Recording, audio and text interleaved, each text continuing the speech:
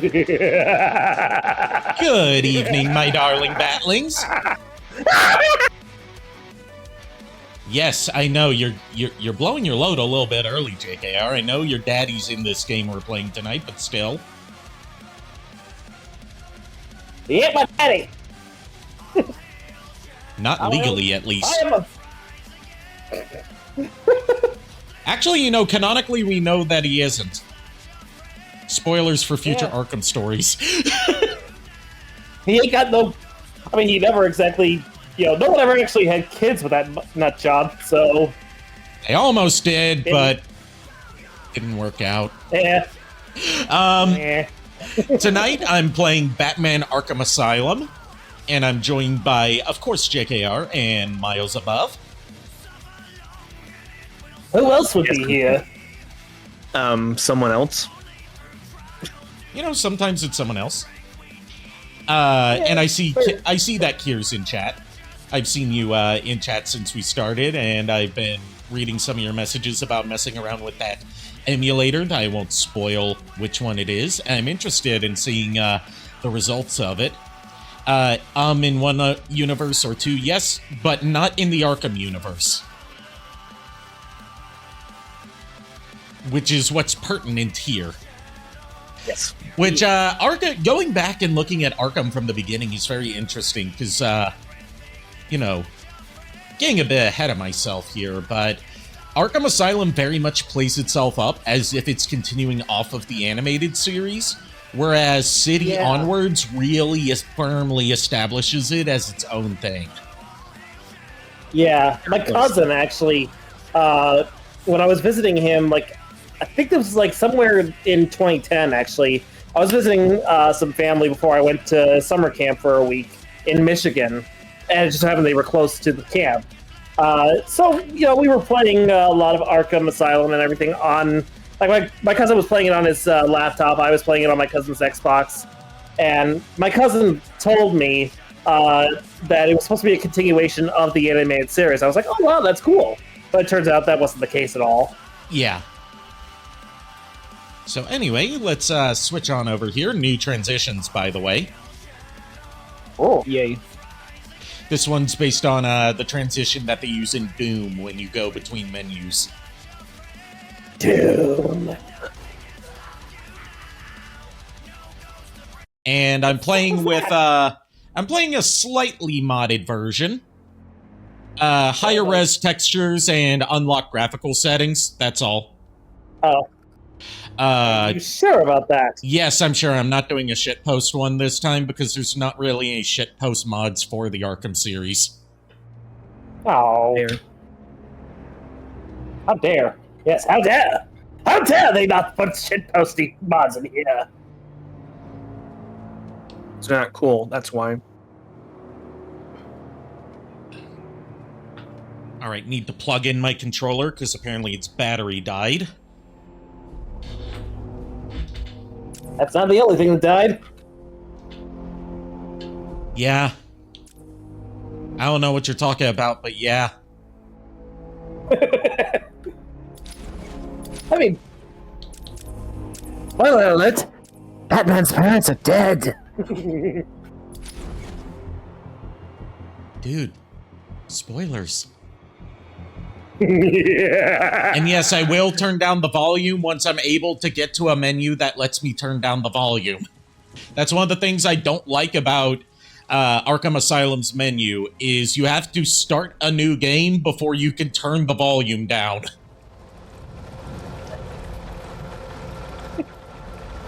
Whereas every game afterwards lets you mess with audio settings from the main menu. That's crazy.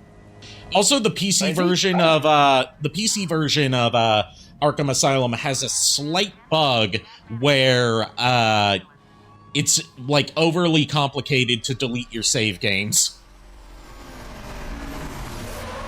Also, hey Miles, crazy? I was crazy once. They lost me in a room. A room with rats. That's maybe crazy. Crazy? I was crazy once. Hitchhikers may be escaping patients. Me, an escape patient? Nah, you're anything from JKR. Also, another slight mod to this is higher resolution pre-rendered cutscenes. 1080p instead of the default like 480 upscaled to 1080. So it doesn't look as low res and pixelated.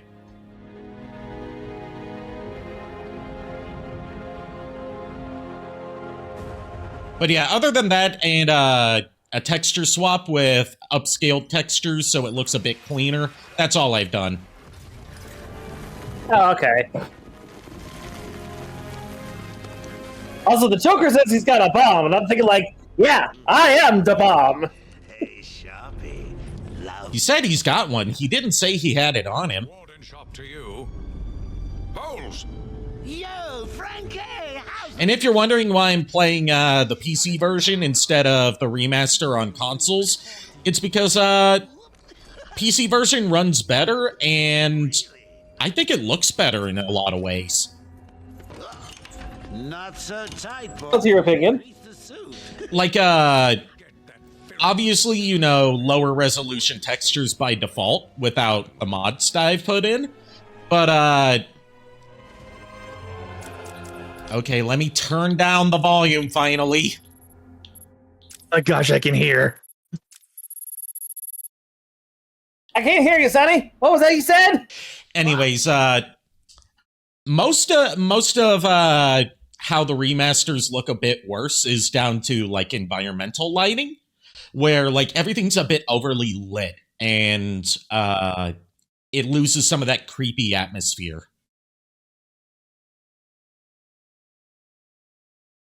Yeah, I get that. It's hard to describe without putting them side by side.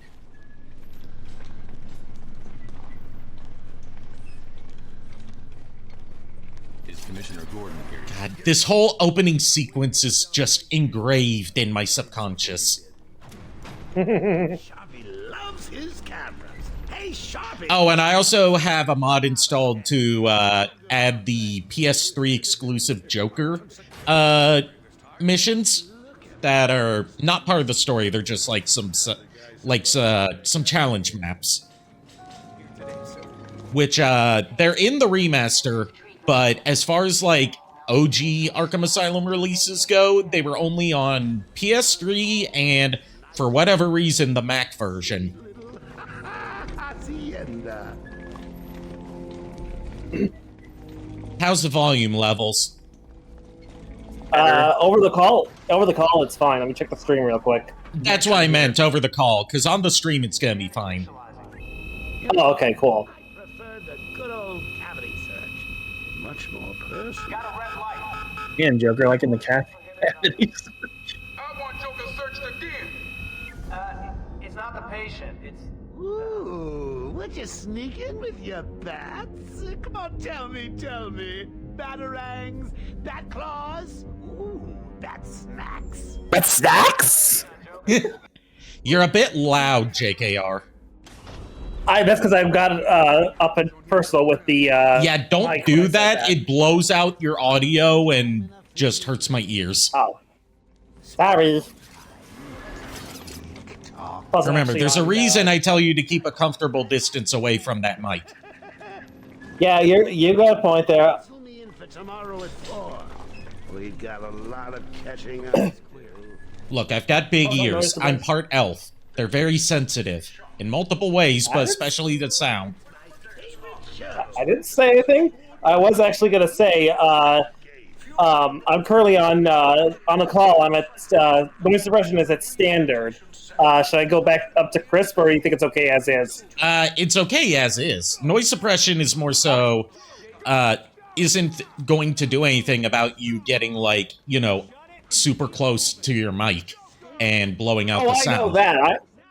I know that. I'm just saying, like, I want to make sure there was like no background noise going on. No. You sound fine. Okay, cool. Because I got both my AC and a desk fan going on right next to me. Prisoner, Officer Bowles. Okay, Officer Steve... Sorry, not Officer. Dr. Steve Bloom.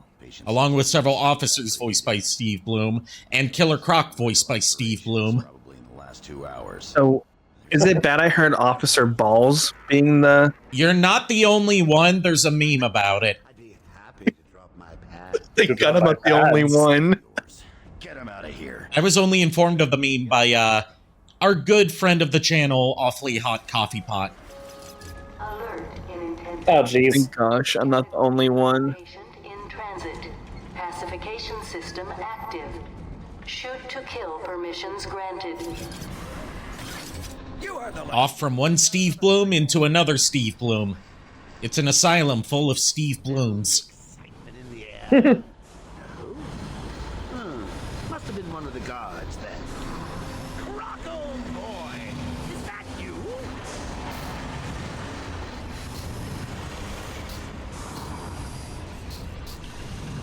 Get ready. Keep your weapons trained on it at all times.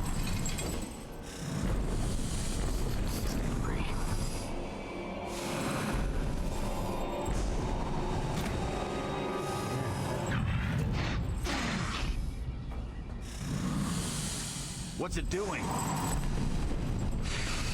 I've got your scent, Batman.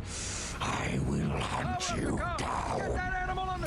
I love the vocal filter that they applied to Steve Blum's voice for Killer Croc in this game, making it sound more guttural and monstrous.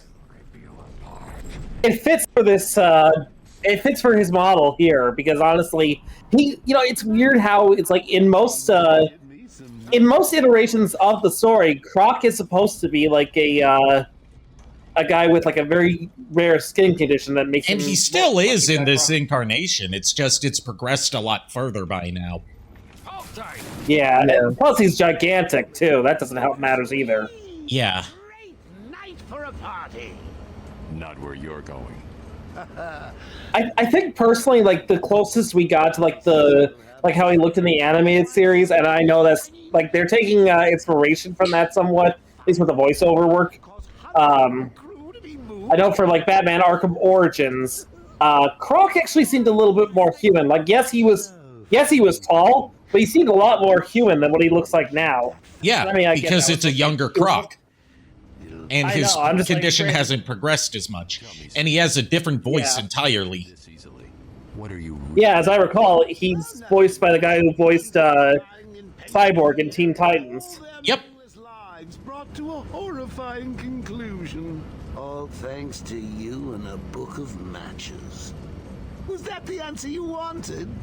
All patients should avoid contact with prisoners from Blackgate Prison Facility. You want to know something that'll ruin certain people in the audience's ability to take Warden Sharp seriously? What's that? It's the voice actor. I hate Tom Kane. That's his name, Tom Kane. It's the same voice they use for Mr. Harriman from Foster's Home for Imaginary Friends. Oh yeah, I recognize that voice now. It's been a while since I've seen that show, but now that you mention it, yeah, that is him. You may also recognize him as Lego Yoda. You're back. You killed 3 of I wouldn't. That No, wait, not Lego Yoda, Clone Wars Yoda. Only 3? I'll be sure. Oh, okay, that I didn't. Yeah, they didn't get Frank Oz to voice Yoda in that. No, I know that. I know they didn't get him in the Clone Wars TV show. I was just like surprised that it's that particular actor who voiced him. Yeah, he had a good range. Unfortunately, he had a stroke that left him unable to speak. So Ah, shit. that's why he's retired from voice acting. Hold it there. Sorry, Batman. Arkham staff only.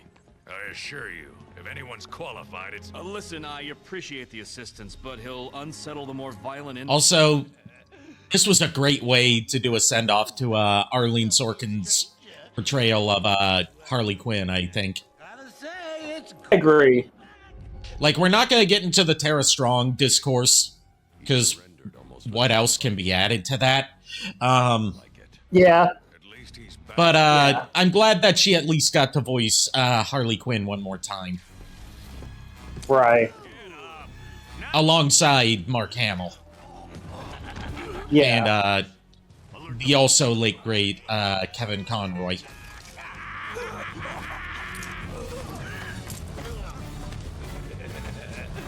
The joke's on you.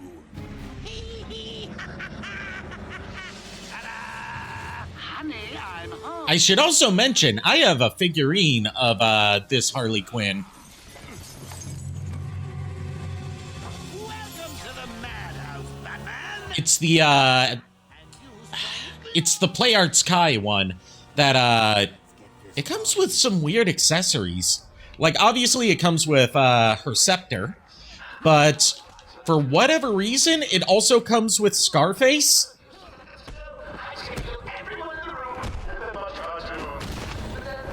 I can understand the Joker having Scarface with him. But Yeah, but not Harley Quinn. yeah. You know, speaking of this version of Harley, what's funny is I actually, this was like in 2013 when I first went to CQE2, which was like my very first ever comic convention. There was a girl who was dressed as this version of Harley Quinn, and she was standing on like on one of like the balconies above where like there was like a restaurant or whatever. She was just kind of staying out of the crowd. I happened to pass by her, and me being as naive as I was back in the day, asked her if I could get a photo from like with me being down below while she was up top. And of course, she was nice enough to let me take the photo, but she had to cross her legs for obvious reasons to ensure that. You really shouldn't share stories like this on stream where people can Gordon, try and I'm just saying, potentially use them against you. Yeah, that's fair. It was a mistake I made back in the day, and I don't do that anymore. Also, you can interact with the cobwebs. You can only do that in the PC version, I think. It's and only if you have NVIDIA hardware, which I currently do. Yeah, it makes use of NVIDIA's proprietary PhysX engine. All of the Arkham games do. Anybody for Ghost Pirates 2? Of course it is. We got at least one of the ingredients for it. I don't get the joke. It's an old Scooby-Doo bit. Oh. Also, the fog moves out of the way. The idea was that Shaggy and Scooby apparently were told to make food for the Ghost Pirates in one of the episodes. This is like back in the original series too. So it was like they were told to make food for the pirates, and immediately they're like, "Oh yeah, let's throw some cobwebs in here, some soap, and chains." You're saying this to someone who did not watch much Scooby-Doo growing up. That's fair. I'm not saying it for you. I'm just saying for anybody in the audience that might have seen that episode. Also, watch this. This is another thing you can only do on the PC version. You can cut the tape. All that is with the PhysX options turned on. And it's a pain in the ass to get up and running because it requires a specific version of PhysX. Like, if you use any of the modern versions, it won't work. So you have to track down a very specific old one. We must have gone this way. Door's jammed. I'll try and get it open. Well, actually, now that I think about it, you don't need NVIDIA GPUs to use PhysX, but, like, it's easier if you do. Where are they? It's just easier to install if you do, I think. I don't know. I haven't... Excuse me. I haven't tested it out on my Intel GPU, because, as we've seen, I'm not ready to use it yet. Nope. Still raising money to get a new CPU, by the way. Oracle, can you hear me? Loud and clear. What's up? Tips will go towards the new CPU. There is no donate command. Gordon is safe. Oh, fuck. Far ahead. I'll stay in contact. We need one. I haven't set up any sort of commands for that.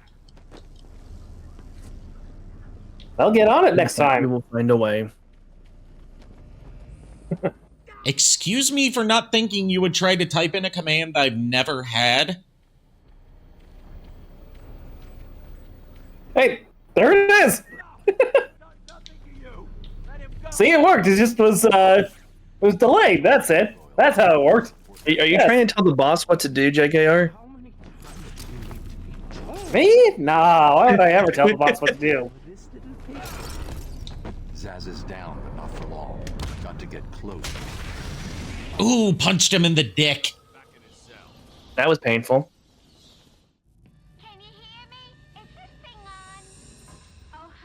Hello, hello, hello. Hello, nice. No idea why the cutscenes are so quiet, but the game is so loud. I'm now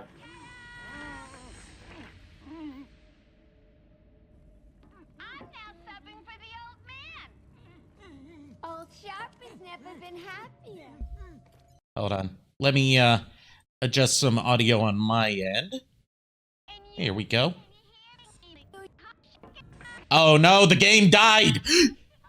You have one chance to surrender, Quinn. Tempting path, but no dice. Now the inmates are running the asylum. Well, technically the Joker's goons shipped in from Blackgate.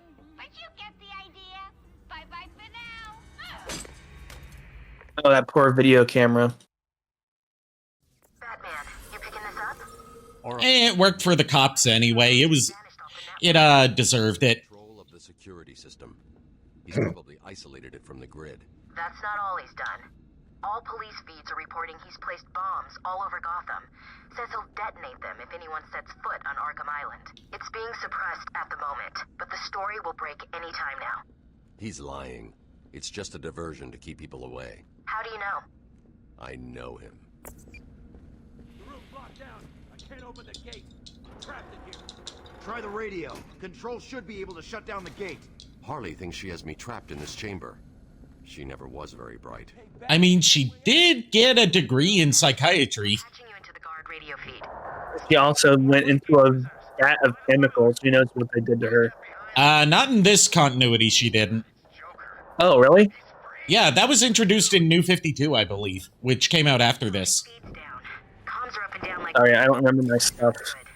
Yeah, in the pre-New 52 continuity, she never got thrown into a vat of chemicals. So she's just crazy at this point. Yeah, she painted her face white because she worked for the Joker. Yeah. Gotcha. Which, you know, I'm not too sure if I like the idea of her, like, mirroring the Joker's origin, where it's like she gets thrown in the vat of chemicals just like him. I don't know how I feel about that. Area sealed. What is that stuff? Joker toxin. Listen, the room is full of poison gas. Anyone caught in there is dead. Are you gonna get in there and help them, Batman? No.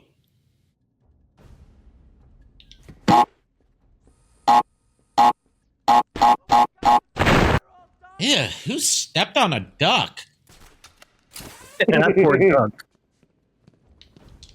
I think I can still see people alive in the room. Fine, I'll rescue them. I don't get paid enough for this shit, even though I'm a You don't get paid at all. multi-billionaire. This isn't a simple escape attempt. Joker's been planning this. Over here, please. You're gonna be fine. Stay here.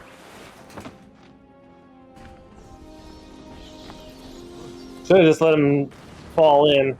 Here, just hold on a little longer, Steve. Seriously, why are some parts of this game really loud and others really quiet? Terrible quality testing.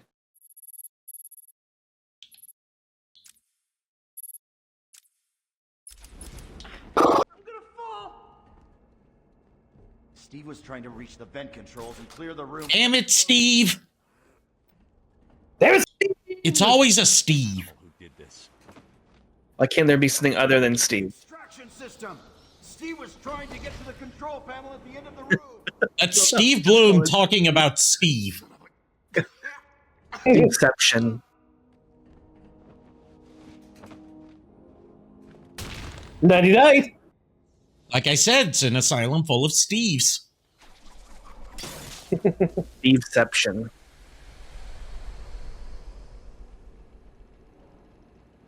The Steve of all Steves. Batman, Steve Asylum.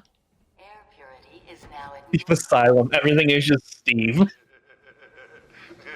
The Joker is Steve.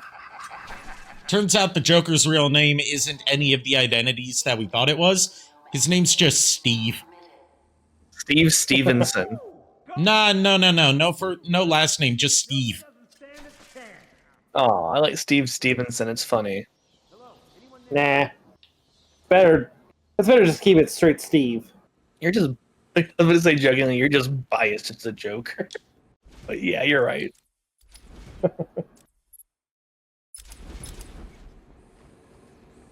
It's like it's just one name, like Madonna. Okay, Dr. Claw. You want some of this?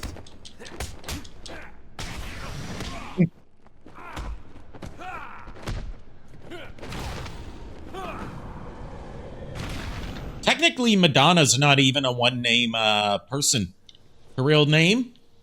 Madonna Ciccone. I bet Madonna isn't even her birth name. No, it is. It is? Oh, yes, geez. her birth name is Madonna. But she does have a last name. Yeah, but everyone knows her as Madonna, so it's just one word. Because Madonna's a good enough stage name, and it happens to be her birth name. She got lucky. It's like if the name your parents gave to you is Madonna, then basically you have to become a pop sensation. Yeah, like it's too good to not be a stage name.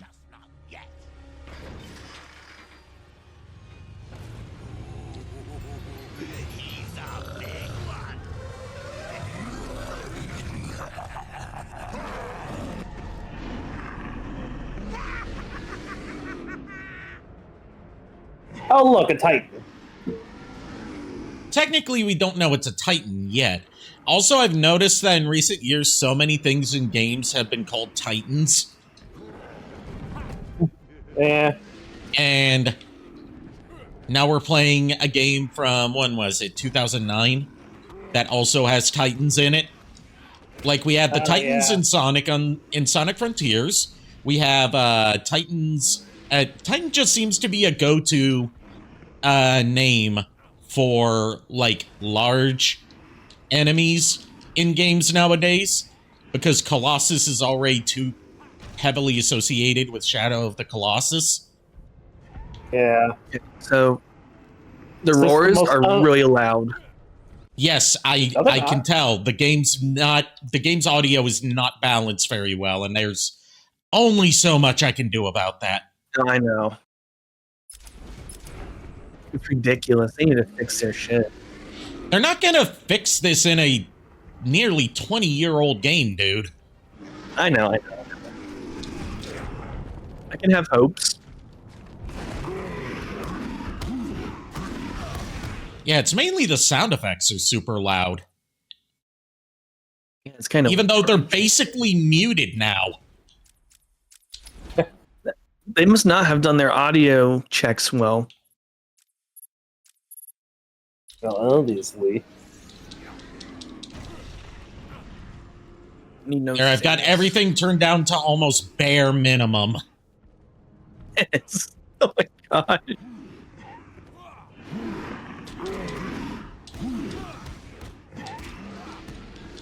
Like, it's the sound effects and the voices that are super loud. And only certain sound effects, not all of them. The voices are dealable with because it's just voices, but the roars... Well, the roars are counted as voices. Oh. Because that is a voice. Very true. Technically, she is technically correct. That's kind of correct. But then, like, the cutscenes are super quiet. It's weird. Unexpected, wasn't this bit? Self needs stronger test subjects. Seeing as how I'm feeling generous, I'll give you this one for free. Knock me off, I dare you. End this. Pull the plug. Stop me once and for all.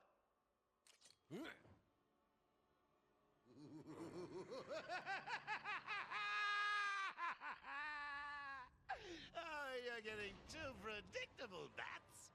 Well, I'd love to stay and chat, but I have a party to organize. I've got guests flying in from all over Arkham. You'll see. You can tell Mark Hamill was having so much fun with this role. Mm-hmm. I mean, who wouldn't? It's the Joker. Yeah. Patient isolation. Oh, that sucks. Don't you just hate solitary confinement? Don't we all? I haven't been there, so I can't say.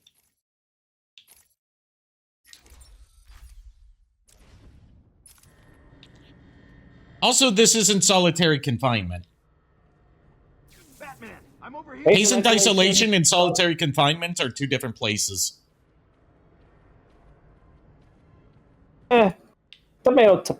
This doesn't look like a solitary confinement room.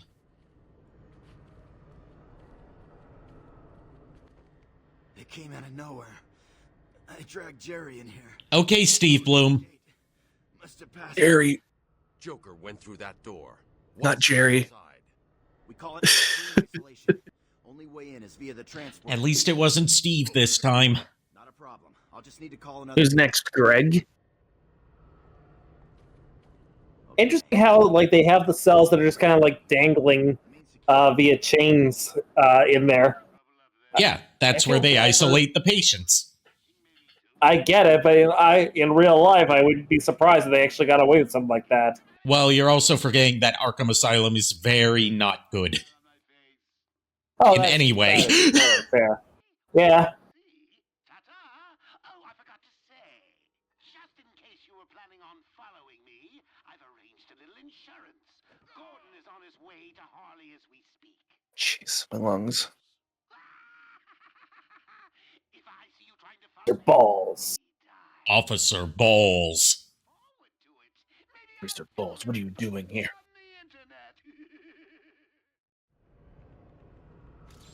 The transport system is down.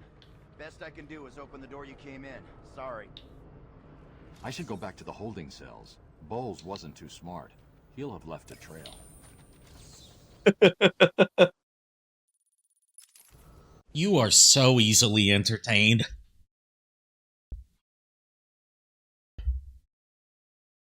It's funny. I mean, I'm not denying that. I'm just calling you out because why not? Dare I say, why not? I have stupid humor.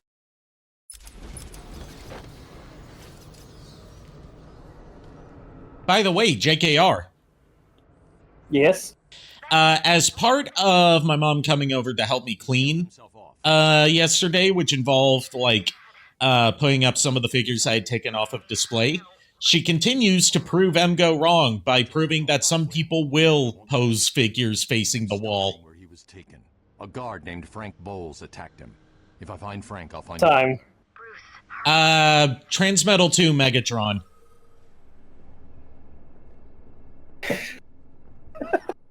The fuck? Can't believe, Ari, that you got me from building Gundams to wanting to build Zoids. I didn't get you into building Gundams. No, I got myself building Gundams, but you got me into building Zoids now. All I was telling you about was, the Zoid crossover figure that's coming out between Transformers and Diaclone. That was you that decided you wanted to get into building Zoids. Well, you reignited my interest. Because I thought Zoids were kind of over and done with, because no, you don't see anything from them. Well, just because there's no media coming out for it doesn't mean they're not still making the model kits. I know, I need to buy all of them now. Like a perfect example, look at Mega Man. There's been no games for, well, no full mainline non-mobile games outside of compilations of old games for almost 8 years now, and they're still making model kits.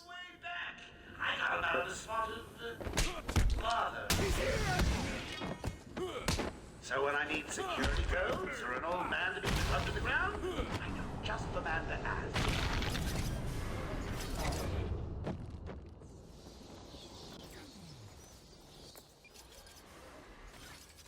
Oracle, I'm at the holding cells. I'm setting up a crime scene. So what's the plan? Isolate something in that room unique to both? Exactly. Oh, speaking of how fucked we are as Mega Man fans again, you know that Pragmata game that finally has a release window that we just got a trailer for? The new IP from Capcom that kind of disappeared for a while because development was taking longer than expected. That was announced alongside the PS5, but now we finally know when it's coming out and saw some teasers of what gameplay's like. People are gaslighting themselves into thinking it's actually a new AAA Mega Man game disguised as a new IP. Oh, jeez. Because there's some visual similarities to stuff that has been in Mega Man.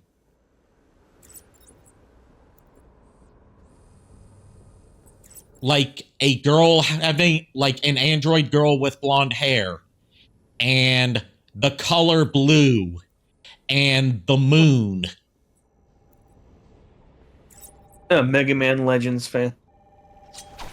All I'm saying is we are so cooked as a fan base if we're genuinely believing that there's been some big conspiracy to relaunch Mega Man pretending it's a new IP. Instead of just the more reasonable belief that they don't have anything cooking.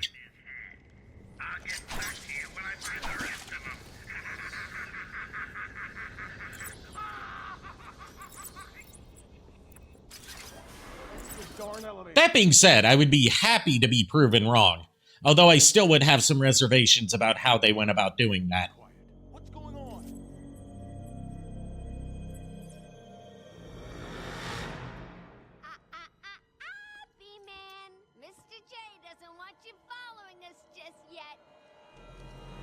Can I just say I've never really liked Harley as a blonde? And by that I mean seeing her hair. I'm so used to not seeing her hair that I forget she's blonde. Well, technically she's not a real blonde, but still. I was gonna say, it's like, the joke's on you, she's not even a real blonde. Yeah, she's not even a real blonde, but I don't think we've ever really seen her not blonde. Yeah. Which makes it all the weirder that Joker calls her Red.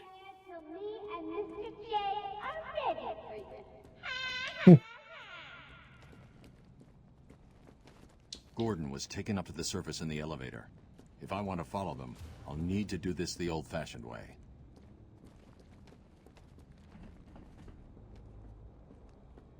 Oh, I didn't think it would let me do that at this point.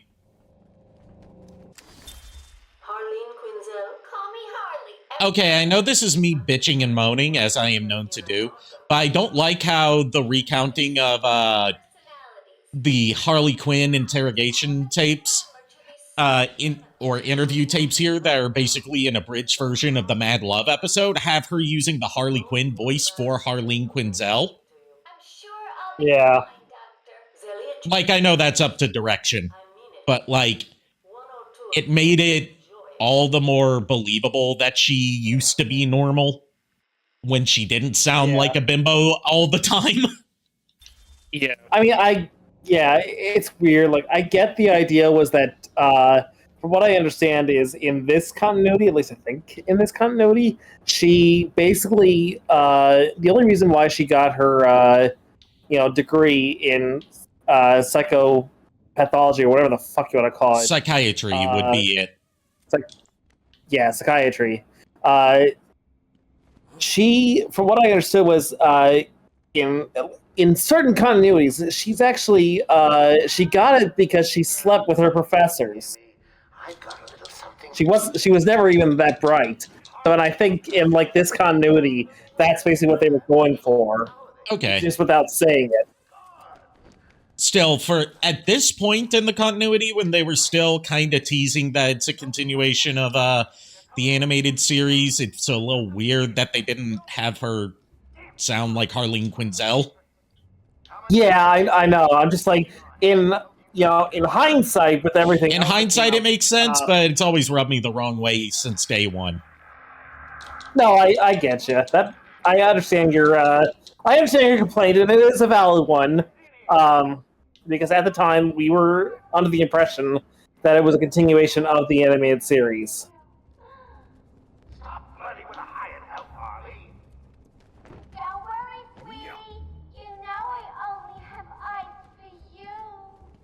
Did you hear that, Bats? Sounds like Frankie's working out just fine. You know, not that I'm at all against Harley Quinn being kind of bimbo-ish. That's part of her charm. Yeah. Yeah.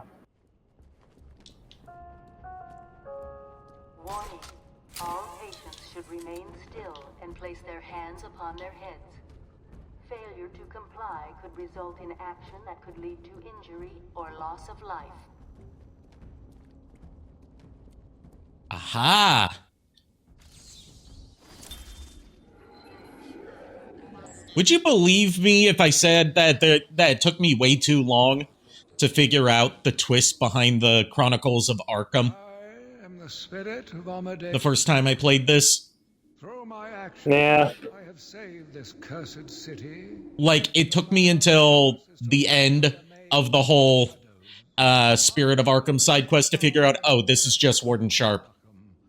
That was the same with me. Like, it didn't occur to me until after until the twist was revealed to me when I played the game, and I was like, and then it occurred to me, it's like, okay, yeah, that fucking makes sense. That's just Warden Sharp's voice. Yeah, just sounding a lot more, aged and decrepit. Yeah. In my defense, I am not all that familiar with the Batman extended mythos outside of what bits and pieces I've seen growing up. So I didn't even know who Amadeus Arkham was.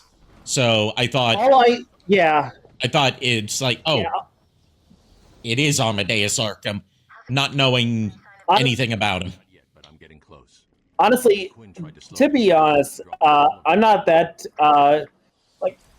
I'm not the huge Batman nerd that I claim to be. Like, I know enough to get like the basic gist of things, but Amadeus Arkham, I think Amadeus Arkham is a rather new character to the mythos. Like, I think he was an original character to the game because there was a Jeremiah Arkham in the comics, but he was not the one who founded. Or at least if he did found the asylum, it was a more recent thing, rather than whereas this continuity, says that Arkham Asylum has been around for almost a century now, or however fucking long it's been. In the comics, I think Arkham is meant to be something rather new to I almost said Arkham City, but Gotham City. The cell block transfer corridor. That's not good. All I'm gonna say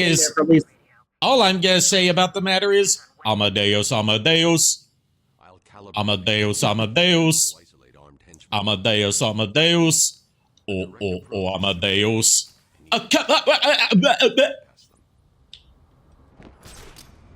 So is the bat really coming this way? I've been listening to too much Falco lately. I can tell. I blame Mershin. She's the one who got me into Falco by showing me music on her streams of stuff he's done other than Rock Me Amadeus. How is Mershin anyway? I haven't been able to tune into any of her streams recently. It was a toss-up between rating her last night and rating... trying to remember who we rated last night. It was a toss-up between Mershin and whoever we ended up rating, and I decided to not go for Mershin. Are your pointy ears burning? Speaking of last night... Oh yeah, we rated Melody Wisp last night. Oh, okay. And speaking of last night, I wanted to apologize if me putting in the chat that the only reason I popped in was... No. I thought it was funny. Yeah. Okay, I mean, some people... I know some of my jokes don't land, so I just wanted to make sure that was okay. Yeah, that was okay. I would have told you if it wasn't. Yeah, fair.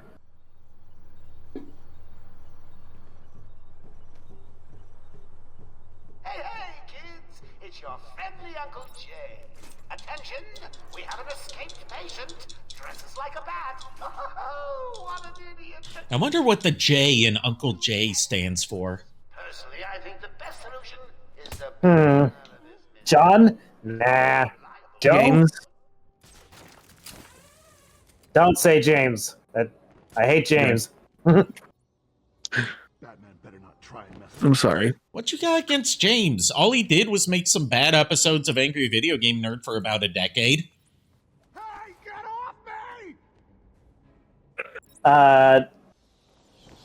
James Rolfe. Yeah, I know what you were. I know the James you were talking about. I was actually being serious about James. Oh. Did you really think it was going to be that easy? Yeah, he was our. He was our handyman back in just before COVID. Oh, okay. Yeah, he was that guy. Joker wants him found. Spread out. Spread out. Then keep your eyes open. Now move. You know, it's funny. Arkham Asylum and in this game, I swear, if I feel like this could actually make for a very good fortress. I'm not scared of you, Batman. Maybe if it was more up to date, yeah. You know, too many security exploits right now. If the inmates can take over the asylum, it wouldn't make a very good fortress. Very true. That's fair. That's fair. Because I was talking more so I liked how they had the cells that were dangling from chains for patient isolation. I don't know. It just to me, I feel like that could be something. It could make for the good basis of a fortress. You just have to make a few adjustments to it. Yeah, I mean, I would probably use the patient isolation thing to for more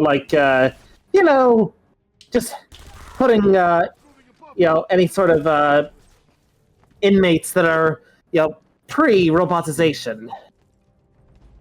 And then when they're ready for the roboticizer, call them out. Or even put more heavy mech weapons in there. Speaking of the thing of roboticization, when you messaged me earlier today about the idea of an Eggman Empire's Metal Gear Rex being a roboticized Gear Rex from Peace Walker, I think of an alternate take on it, mostly down to the logistics of how do you roboticize something that big. I mean, me looking for flaws in anyone's scheme, as I do, could be the Gear Rex being an inspiration for a mech, for a mech super weapon, the Eggman Empire's Metal Gear Rex, and sort of going off of how it's implied in Metal Gear, which yes, the Monster Hunter missions are non-canon. But the existence of Gear Rex has led to fan theories that the design for what would become Sahelanthropus and then, technically Zeke, then Sahelanthropus, and then Metal Gear Rex was based off of the Gear Rex creature as a visual inspiration, as well as basing some of its weaponry off of natural weapons that it had. I would have to show you the Gear Rex boss fight to show you what I'm talking about, which I've never done myself because you're supposed to do it multiplayer. God help you if you're doing it solo. But basically Eggman seeing that, not being able to roboticize it because, it's too big to fit in the chamber, but still capturing it and being what if I were to purchase fast food and disguise it as my own cooking? But also, this beast, this one-of-a-kind beast, would make for a great springboard to build my own mechanized beast off of. If I can't roboticize it, then I'll study it and recreate it as the centerpiece of my army. My crowning super weapon of my Earth-based defenses, since, the Death Egg also exists. Yeah, the funny thing is, I was gonna say that, and I don't know how much of SatAM you ever watched, Ari. I did not watch much. Because they're, in, like, the Blast of the Past 2-part episode, where Sonic and Sally go back in time to try and stop Robotnik from taking over before he actually managed to do so. Spoiler alert, they failed. Of course. Because then they wouldn't have a show. Yeah, but what they did was, this was like season 2, so by this point, studio interference had basically insisted upon adding other creatures and other different wildlife to Mobius's environment. So one of the creatures, apparently a sentient race of creatures, were dragons. Yeah, I know about Dulcie the dragon. Yeah, so apparently Dulcie is one in a series of guardian dragons who had special powers. So Robotnik apparently captured the previous guardian before Dulcie, when she was just, Dulcie was still just like a hatchling by that point. So Robotnik had apparently captured the previous guardian, and all the dragons were being captured and basically being sent in for robotization. And he flat out said that there were 2 things he said. The dragons must all be captured and their powers harnessed. And he turns to the Guardian and says to her, it's like, and we're building a special roboticizer just for you, darling. So that would lead us to, infer that Robotnik does have larger roboticizers meant for larger animals. Well, you also gotta keep in mind, this is a kaiju-sized creature. I mean... But I also want to throw in, I'm not trying to correct your own fanon for your own stuff. I'm just throwing in, gear, I'm trying to give you some ideas to springboard off of to help refine your ideas. No, I appreciate it. Gear Rex is stated to be mutated by atomic radiation from nuclear testing. So he's literally a kaiju then. Yes. So what I was thinking when you brought up Guardian Dragons as a thing could be what if Gear Rex, instead of being whatever, creature of unknown origin that was mutated by nuclear radiation, what if it was a Guardian Dragon that was mutated to colossal size by, nuclear waste left over from one of Robotnik's various industrial projects. I could see that. Or even from weapons testing. And became Gear Rex. I can see that. I can actually see that. I still like the idea that Eggman would at least try to... excuse me. He would at least... it wouldn't stop him from wanting to try and roboticize the creature. I think he would. I'm also thinking about it being man-made instead of roboticized, because that would raise the question of how do you get a pilot in there if it's roboticized. My thought was that since it's roboticized, that means the parts are modular at that point. So he could actually.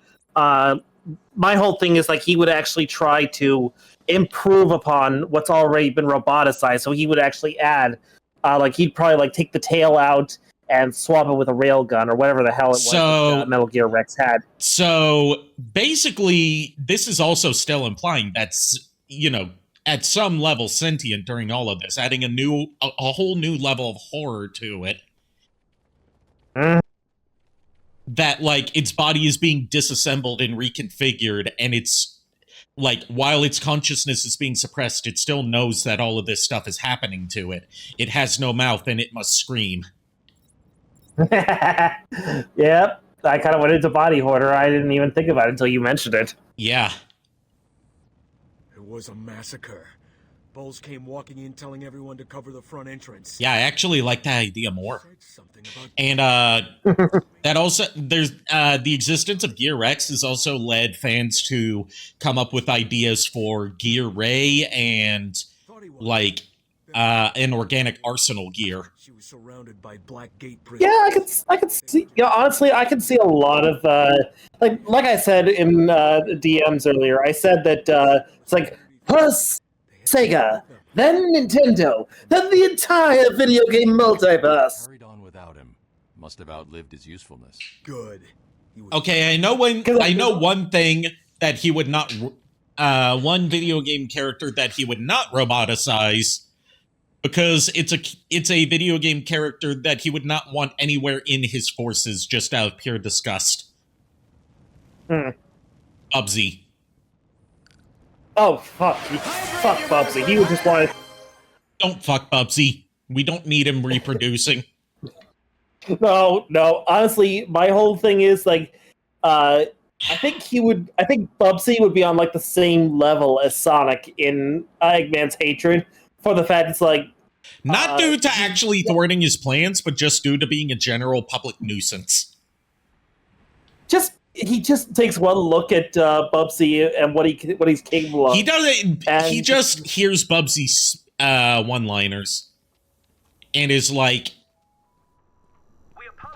you know, he's sharing Public Enemy #1 spot with Sonic just because this creature must be eradicated from my Earth. Precisely. This doesn't deserve. Bubsy doesn't even do anything against Eggman. He just doesn't like him upon hearing him once. Bubsy also has Toon Force and can defeat Homelander. That depends on which Bubsy incarnation you're talking about, because Bubsy in the games is very much not Toon Force adjacent. Bubsy in the games is very fragile. Whereas Bubsy from the Bubsy cartoon, yeah, he's got the Toon Force on his side. Because Bubsy in the cartoon exists purely to torment others.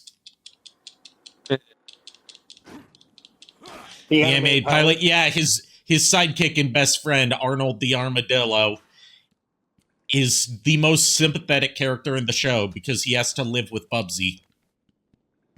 He has to live with the animated pilot version of Bubsy, who is just a horrible creature. Like nematodes.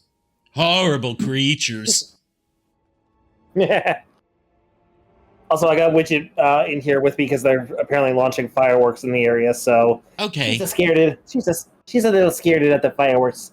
Keep the baby safe. Yeah, she's safe. She's in her crate behind me, and she's happy. Also, another bit of the physics integration in this game is the leaves blow around the island realistically. Nice. And leaves on the ground, as you can see, will get kicked up when you run past them.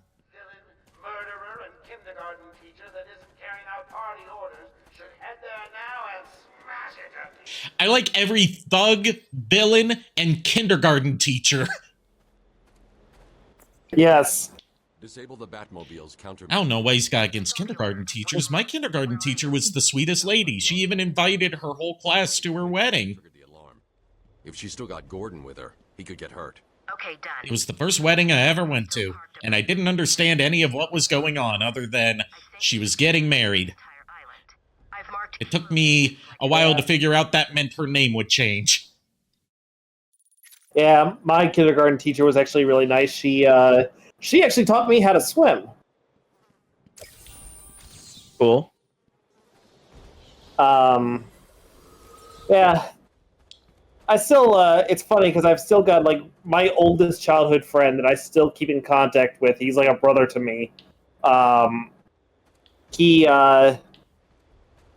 don't agree with his viewpoints on a lot of things, but he is still, he's still my oldest friend and will always be my friend. He was in the same kindergarten class with me. That's how long we've known each other. Cover the grill. Cover the grill.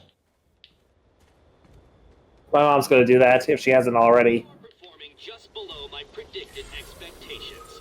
At this rate, you'll never beat me. That's what you sound like, Edward. Yeah. Edward.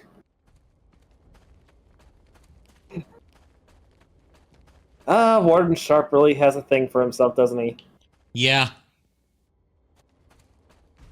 Also, if you rip the textures for Harley Quinn's model and also look at the figurine of Harley Quinn in this game that I have, you can see a holdover from an earlier draft of the game, which is that, like, she's wearing Warden Sharp's name tag, but spelled the way that it was in an earlier draft before they settled on the spelling of his name. It's spelled S-H-A-R-P-E.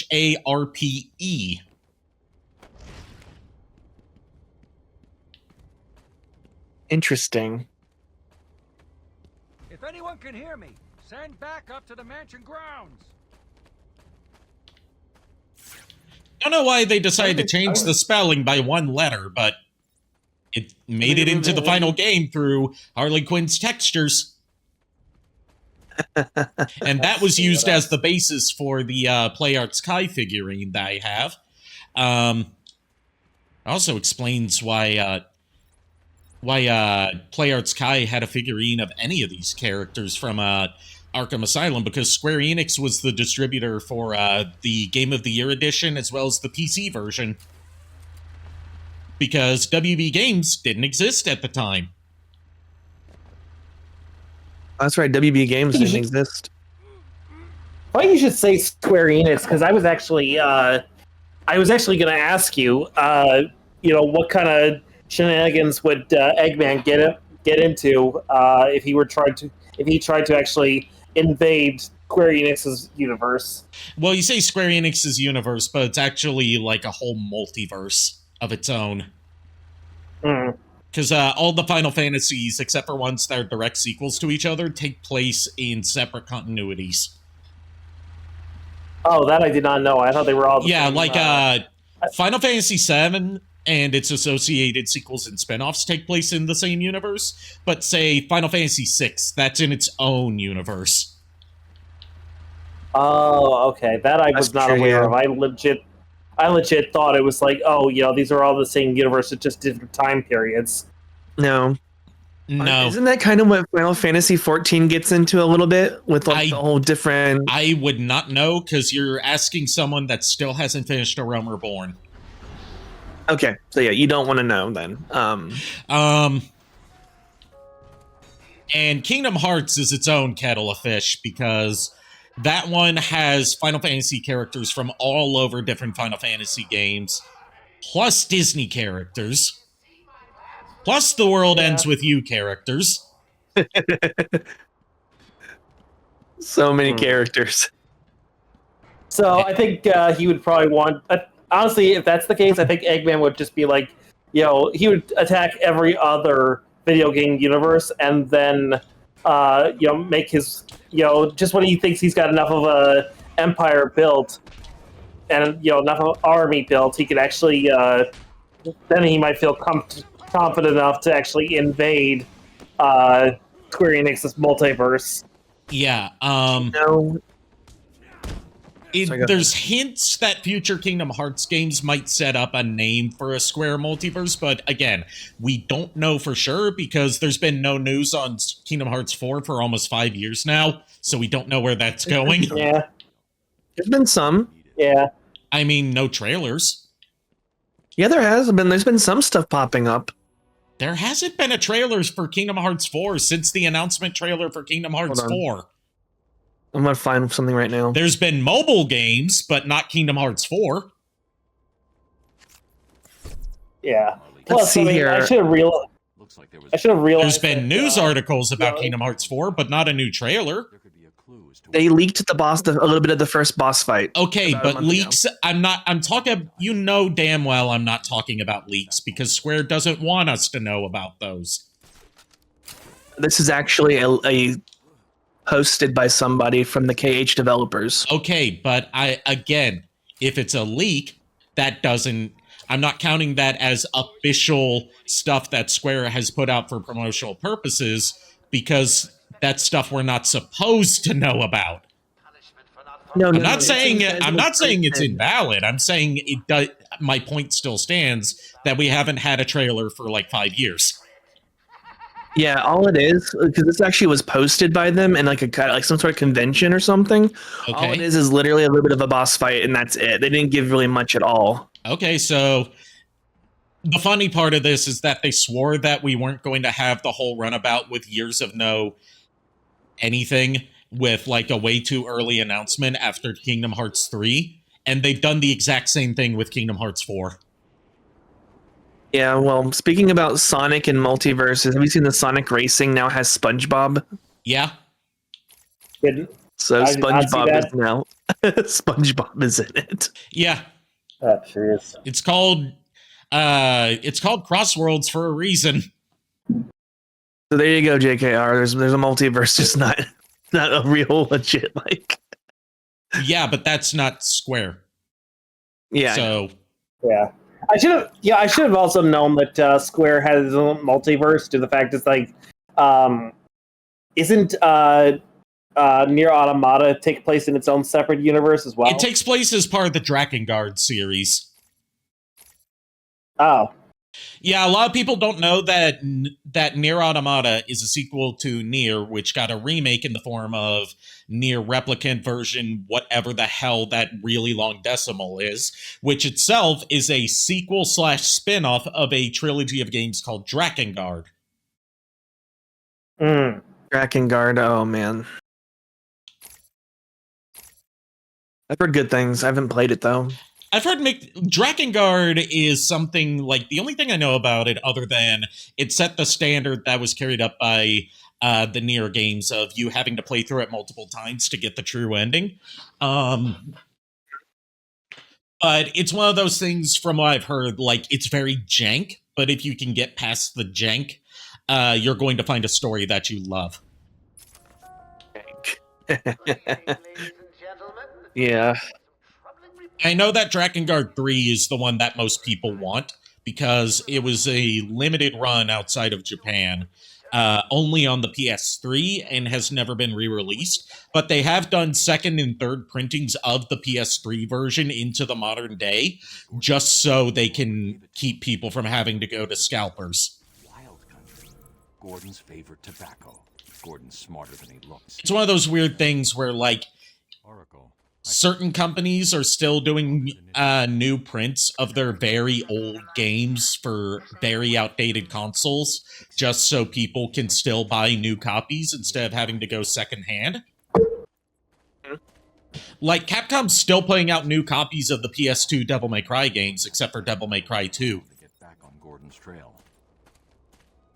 And Square Enix is still putting out new copies of Kingdom Hearts 1 and 2 for PS2. And open up a new path. Didn't know that. Yeah, you can buy them straight from Square Enix on Amazon. Wow. Square Enix must know how popular it is then. Woo! Yeah, they only do it with their more popular titles, though. Like, even up until a few years ago, they were putting out look like an idiot, talk like an idiot, but don't let that fool you.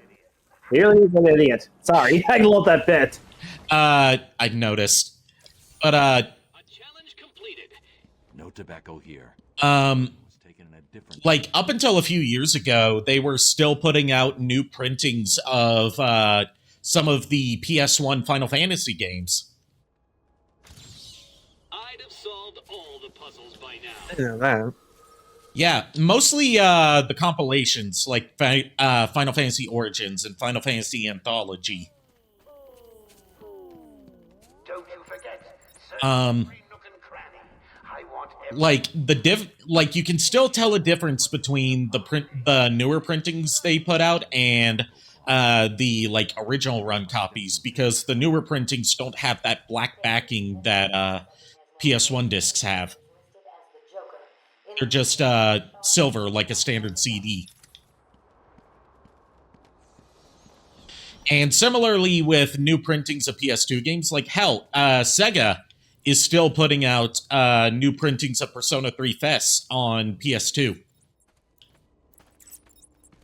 So you can get a brand new copy of Persona 3 Fest officially for $50.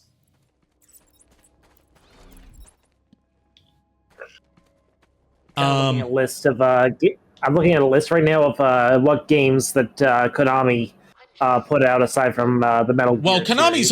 Konami's also bought some companies in that time. So they have a lot more IPs than you would think. Like, they own all of Hudson's old IPs, which means they also own Bomberman. Oh. And they also, not counting IPs they bought, they put out Castlevania, Contra, Silent Hill. Yeah, Silent Hill, Castlevania, I knew about those. Yeah, they did Contra.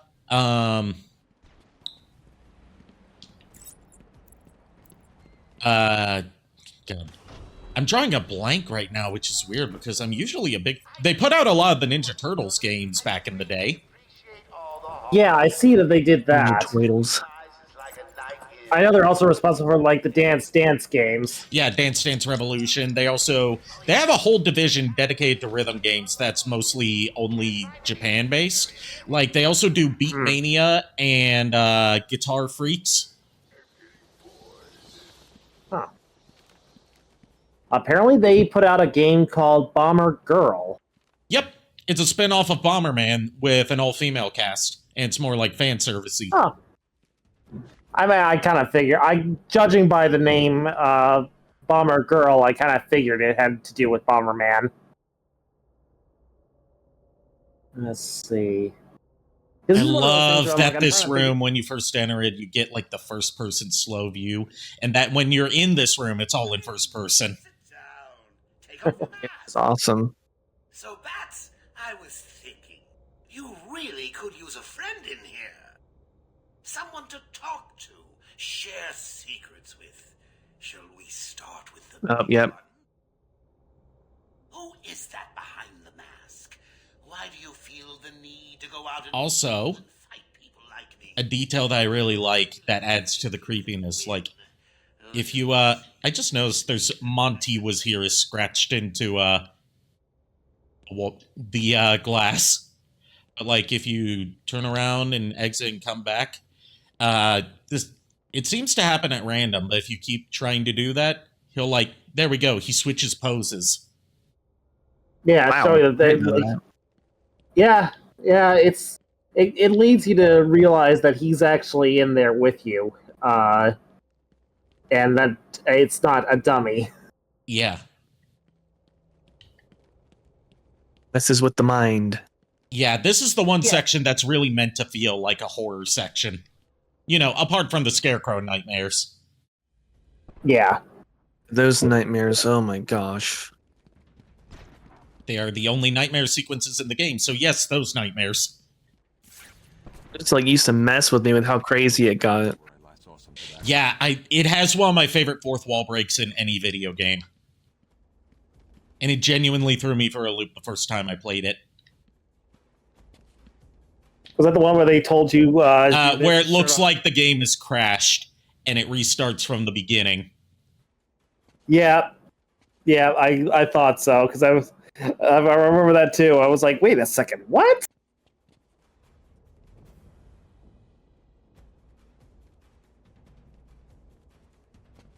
I hate these solution alignment puzzles. They're so picky. There we go. Wasn't Mega Man Burger who was a big fan of Scarecrow? Yes, he is. He played Scarecrow in Star Productions fan dub of Arkham Asylum because he's such a big fan. Nice. I played Bane.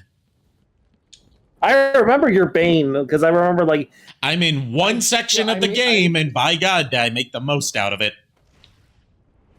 I specifically like I never watched like the whole improv fan dub that you did, but I encourage you to do it. Skipping to your scene. I encourage you to watch the whole thing. I do. It was just I do intend to. It was just at the time. I think I was just like really busy, and I only had time to like. I made time. I'm not saying that specifically to you. I'm saying that to everyone. Go and watch Star Production stuff, even stuff that I'm not in. They're really good. I'm just saying, it's like for me personally, I remember like specifically skipping to your part in the game just because I think I was just short on time when it first debuted. So I was like,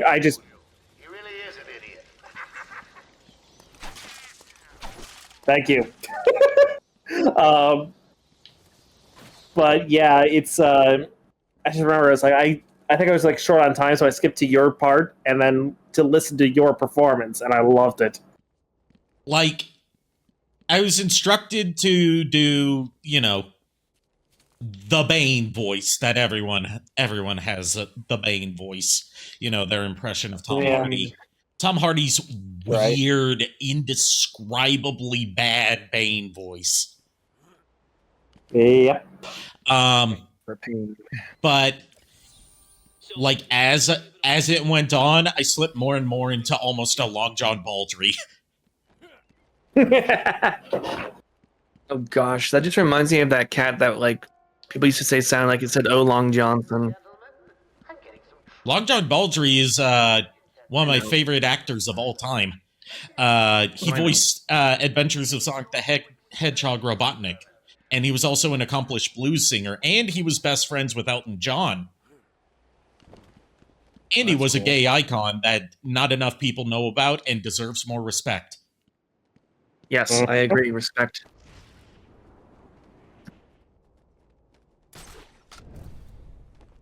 And he voiced Complex in Bucky O'Hare.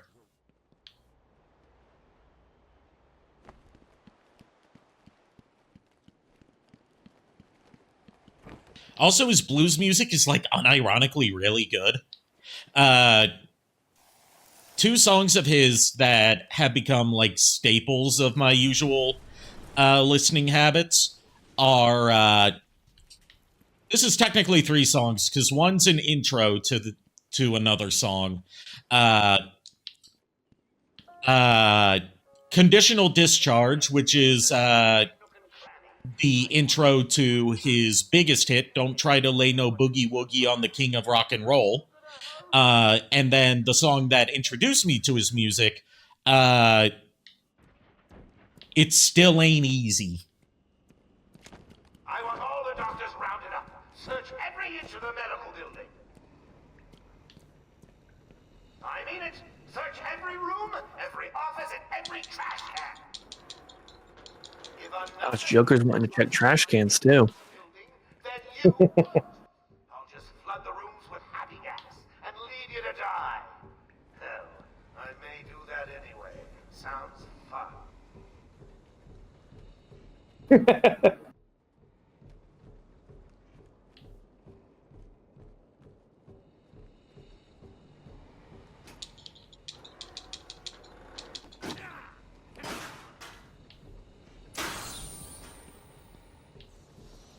But anyway, what I've been real happy to see with Star Productions dubs, and I talked to Nate about this a couple days ago, was apparently some of the clips from the Kingdom Hearts Chain of Memories, which we called Chain of Retailers, because of where the story ended up going, fandub have been going like a little bit viral on social media.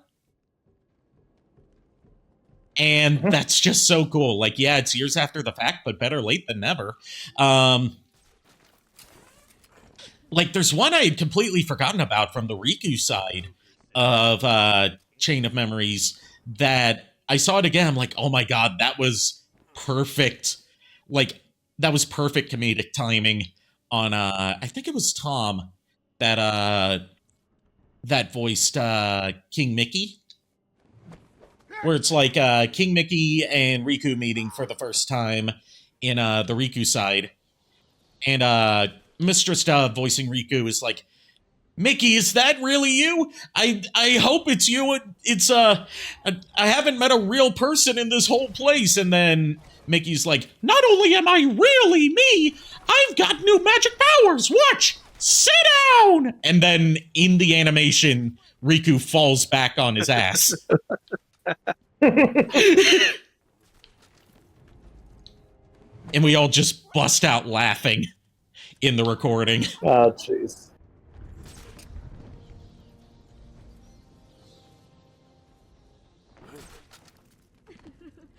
Feeling a little stressed out there? Your heart racing? Get a grip and stop that, or I'll fix it. You know, I thought about after I finish Spidey Fridays, or get tired of Spidey Fridays, another thing I could do is Batter Days. Nice, I like it. I'm not going to do them concurrently with each other, obviously, because that would use up both my Friday and Saturday slots. The room's clear. You're safe now. But, like, there's plenty of Batman games to make for a good amount of Batter Days, especially both good and bad Batman games. Like, even when you get past the Arkham trilogy, technically quadrilogy, but Warner Brothers seems to treat it as a trilogy, even though there are technically 5 games now that I think about it.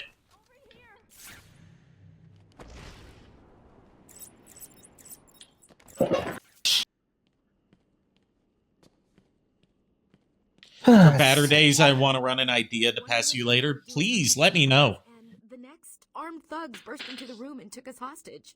Did they have anyone with them? And I know one game that I will include as part of Batter Days at complete random, because it is technically a Batman game in the most technical sense possible.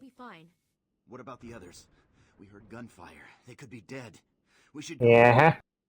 The obscure and highly underrated arcade beat-em-up, Ninja Baseball Batman. What? Oh, shit. That's a thing? It has nothing to do with Batman. It's you play as ninja baseball players. Batman being about you using a bat as your weapon. Oh my gosh. Oh, jeez. They have a cabinet of it at... They have a cabinet of it at Galloping Ghost. That I did not know about. I have not been. Yeah, I played it there once. The first time we went there. I have not been there since the last time we were there. Actually, no, I've been there since the last time you and I were there, but that was a while back. It's one of my places I have to make a stop at whenever I'm in Chicago. Even though it's technically not in Chicago, but still. Yeah, it's technically Forest Park, which is a suburb of Chicago. And finally 3 legs. A human being. As a baby, it crawls on 4 legs. As an adult, it walks on 2. And in later years, it uses it. Good try. But the answer to all 3 is a baby. True, it crawls on all 4s, but cut off its legs and it can only wiggle on 2 limbs. Give it a crutch, it can hobble around on 3. You see? It's horrible. How can you even joke about that? Easily, Doctor. It's not my baby. But yes, Honestly, look. this is whenever I do Batter Days, look forward to at some point being blindsided by Ninja Baseball Batman, and I'm going to treat it as if it is an officially licensed Batman game. Oh, jeez. Yeah, you know, I do like. So the great detective has solved a mere 10% of my challenges. Are you ready to give up yet? No, fuck you. Now, I will give up in all the games after this, but... in this one, I can easily solve all the challenges. Because there's not hundreds of them. Right.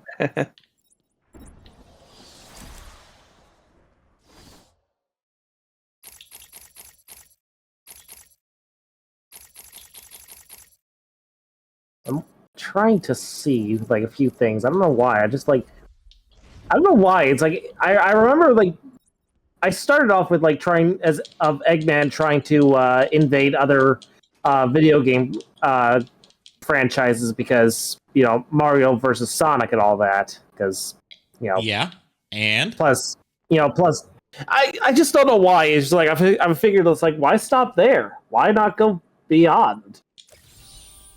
Are you going to go higher and piss on the moon? Could. But then again, I'm not that Eggman. You're right, that Eggman has definitively been claimed by Alfred Coleman. Yes, but his I do like how his like a lot of memes have been made at the whole "I've come to make an announcement" bit. Yeah, not even necessarily the pissing on the moon part of that, just starting it off with "I've come to make an announcement." Yes, because people honestly, because people expect it to turn into the pissing on the moon rant.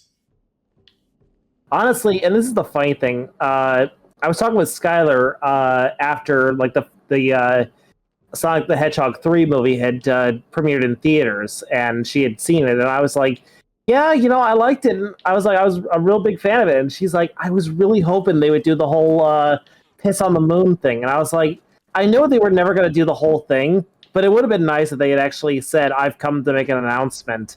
Well, the context of the moon getting destroyed in that movie is different anyway. That's true. That is true. But just having, like, Eggman actually, have his big tubby face go on a TV and basically saying, it's like, you won't survive in the debris. No. That's still something I want to do a short with. I just can't. I have to do it once that damn flag comes in. I heard it actually just made it to my state recently, so hopefully within this coming week it'll be here. Remain calm and move slowly to their accommodation. Let me introduce you all to the sterling work of our new head of research. All right, let's follow the blue line and see where it goes. I can't hear it's the bat line that a lot of the thugs in this game and all of the Arkham series say without thinking about a meme that I saw where it was like a picture of Joe Rogan in a tub and it said Joe Rogan looks like one of the goons in Arkham the Arkham series that says, "It's the bat!" Yeah, I was gonna say, I was like, yeah, I'm familiar with that meme because I think you showed it to me, Ari. Yeah, and I still stand by it. He looks like a thumb. Yeah, he really does. Cash, what happened?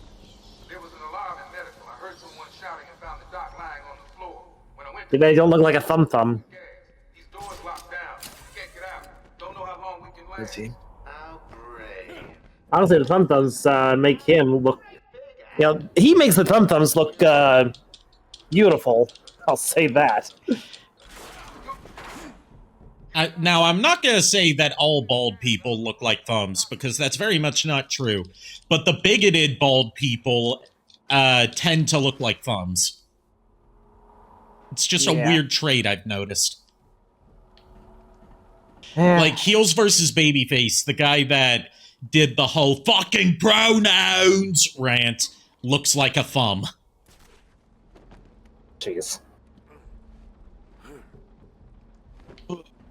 Thummiest of thumbs. Yeah, they're all thumbs. I also found out that he's 50 years old. Oh wow. The fucking pronouns guy is 50 years old. Dang, bro.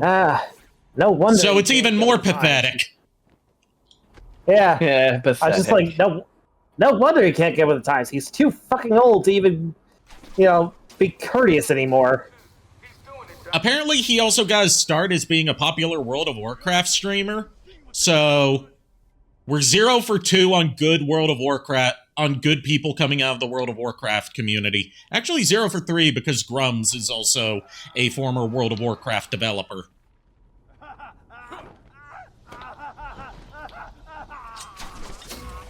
Yeah, thankfully I'm not in that like content creators area for and it, so. If we're to count people, not just people who make people who are associated with World of Warcraft, but people who are associated with Blizzard, we're 0 for 4 because Pirate Software is a piece of shit, and he lied about how heavily involved he was in working Blizzard, but he's technically former Blizzard.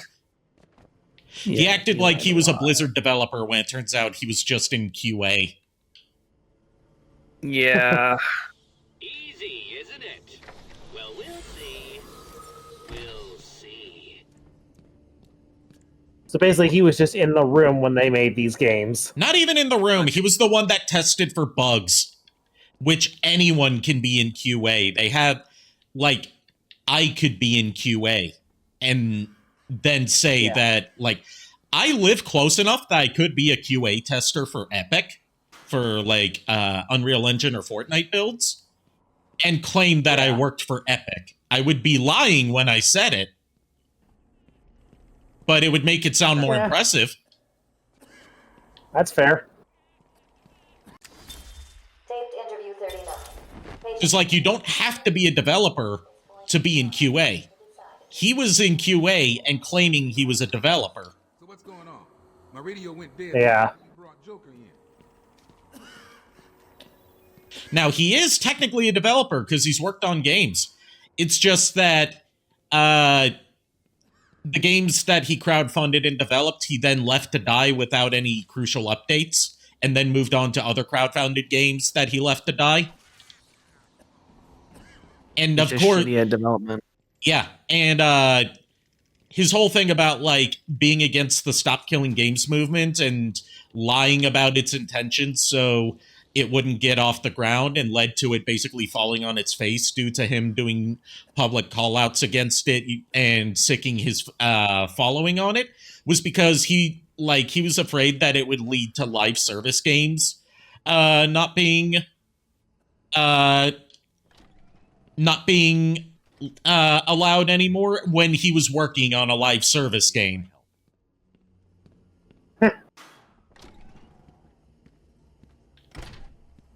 Will all patients please remain calm and move slowly to... But yeah, there's a bit, like, people are finally calling him out for his bullshit now. You know, it's a little too late, and he's responded to being called out for lying about everything he said about the Stop Killing Games movement, and his response was, I didn't lie, I just got facts wrong, but even though I got facts wrong, I still wasn't wrong because it took you too long to address the fact that I got things wrong. That makes no sense. He's the kind of person who can never be wrong. Like, even when he's wrong, he's still not wrong. It's your fault for not... Yeah. Like, when he lies to you, it's your fault for believing him. Don't speak. You're safe now. Not his fault for lying. I know. Oh, jeez. Not for me. It's true. You really are the world's greatest detective. Apparently, another dev got issues with him. I think another DMCA, but I need to fact check things. Yeah, it was a guy that was making a game that was like a satire of YouTubers who have gotten into controversies, and he included a parody of Pirate Software in there, based on an infamous World of Warcraft incident he had. So there's another tied to World of Warcraft not leading to the best people. And he threatened not just DMCA, but to take the guy to court over his likeness being used without his permission, even though that's covered by fair use. Because it wasn't his likeness. He used a sound clip of Pirate Software's voice in the trailer for that update, but that voice clip was not in the game itself, and Pirate Software lied about it being in the game. No, I think the dev is on a different game. Oh, so it's more people that he's threatened with legal action for daring to cross him. And the thing is, he never goes through with it. He just tries to scare people into silence. Relax, you're safe now. Like, the World of Warcraft incident with him is that he and his guild were doing a raid on a server that had permadeath. Okay. And he, like, when the raid was starting to go bad, he just ran away and didn't rejoin the group. which is like seen as some of the worst behavior you can have during a raid in any MMO, let alone World of Warcraft. It's a behavior called roaching, and it's led to people calling him a roach, and that led to, like, I can't remember the name of the game that I was talking about that he threatened with a lawsuit. But the representation of him in that game that's making fun of him, he's a cockroach. Huh.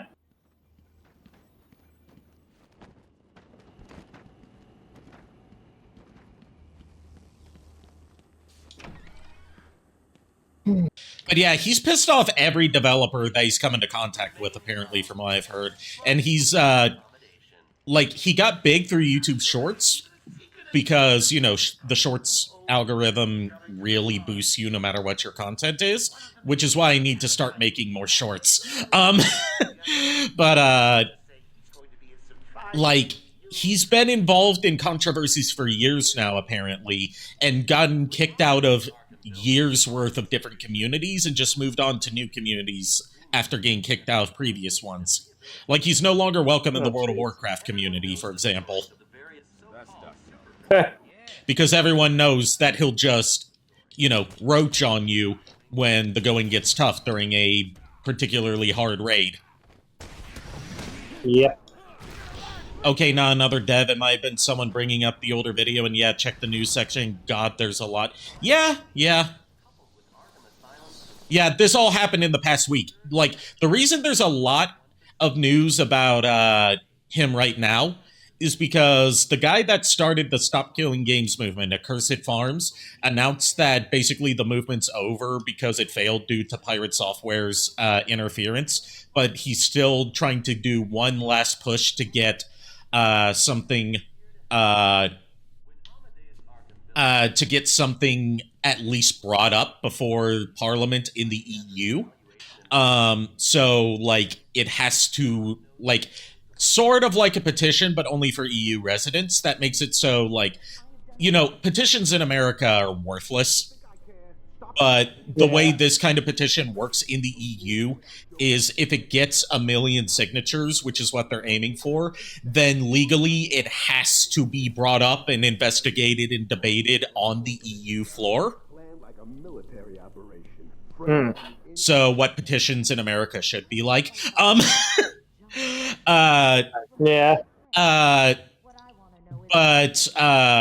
Like, the reason so many people are talking about it is not just because Accursed Farms did a video talk about. Yeah, that's what I was about to say here, is Moist Critical, Charlie, Penguin Zero, whatever you want to call him, talked about it. And, she's dead. Someone tell that got the news spread a lot. Violin and cut your strings. Because, you know, Accursed Farms is mostly limited to his own audience. Charlie has a much wider reach than Accursed Farms does. So Charlie talking about it, that really got people to know about how shitty Pirate Software is. you are taken out ASAP. Looks like you're a bargaining chip. Gotta tell you, the boss is all over this job. Planned like a military operation. Friends on the inside and out.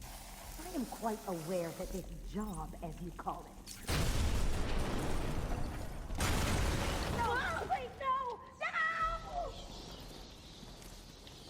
No! And it's not just that Charlie talked about it, he talked to Pirate Software before making his video, trying to get him to, you know, own up to being wrong and lying about stuff, even being charitable and being like, okay, I'm not saying you lied, but you did misconstrue stuff, and when called out on it, you didn't correct yourself. And his response was basically just to go nuh-uh the entire time. What's going on? They were talking like they were in control. And he put out, Pirate Software put out a statement basically still saying like, nuh-uh, and I didn't lie, and if I did lie, it's your fault for believing me. Ah, jeez. That'll be the least of it. So he still hasn't learned. Yeah, but his audience is, the smart people in his audience are turning against him, because he's still got glazers popping up in people's comments that are defending him, even though he is indefensibly wrong here. Even people defending him about the World of Warcraft thing, where they're saying he didn't roach, there was an order to retreat, and it's like, yeah, the problem is he didn't come back. Yeah. And also, he was the healer, and he chose not to heal people. Ah, jeez. That's even worse. Welcome to Arkham Asylum. Our staff are here to help you. I've got ringside seats for the big event. Harley's bringing the popcorn. Oh, I can't wait. Ah! A happy patient is a quiet patient. Welcome to Arkham Asylum. Our staff... A happy patient is a quiet patient. Arkham built this fine institution.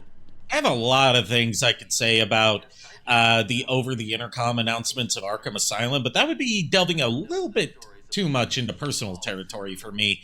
And it's not so much about being a hard topic for me, it's more so about, like, are other people gonna find it funny, or are they going to feel sorry for me? In which case, I don't want them to feel sorry for me. Right. No, that's understandable. Research notes are there. We can't risk Joker getting his hands on them. It's not safe, Doctor. The island's a war zone. You won't stand a chance. It's my life's work. You really don't have the authority to... I'll get her there, Batman. You ask me, it's about time for a little payback. I don't like it, but... Who called the elevator? Wasn't us. It's coming from the lower floor. Cash, take Dr. Young. Get her notes and then find somewhere safe to hold up. Everyone else, go to the observation room. Barricade yourselves in. The boss says he's in here somewhere. Spread out. By the way, would you like to know a very stupid but also better idea than most people have had about public domain characters that I got in my mind the other night? What kind of hospital is there? Looks more like a torture room. So you know how Steamboat Willie is public domain now, and slowly but surely the old, like, silent era Mickey Mouse cartoons are starting to become public domain. And, like, the original comic debut portrayal of Popeye is public domain now. And basically what I'm saying is, like, slowly but surely these old classic cartoon characters are becoming public domain. I hate hospitals. And as a result, people are starting to do their own very shitty horror movie adaptations of these classic characters as a quick buck to capitalize off of them being public domain now. Right. My thought is we should do what the model we should follow is not Winnie the Pooh, Blood and Honey. It should be what's his name, Crobo did when Steamboat Willie became public domain, which is make YouTube poops of those public domain sources, mixing them with fresh pints of Blair. Like, when Steamboat Willie became public domain, his response, "Hey, Lulu!" His response to Steamboat Willie becoming public domain was to make a short spoofing it called Steamboat Will Smith.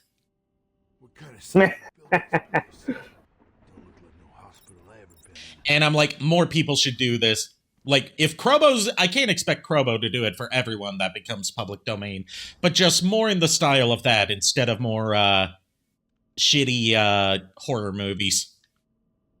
Like, there was a Popeye one that came out this year. There was a Steamboat Willie one that came out this year, like, late last year. BRB, guys. Okay. Man, I hate the stinker hospitals. WTF? I'm playing Arkham Asylum. That's WTF.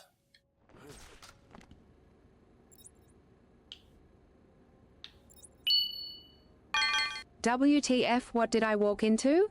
You walked into a stream of Arkham Asylum? I'm not sure what's wrong about that. Also, thanks for the bits.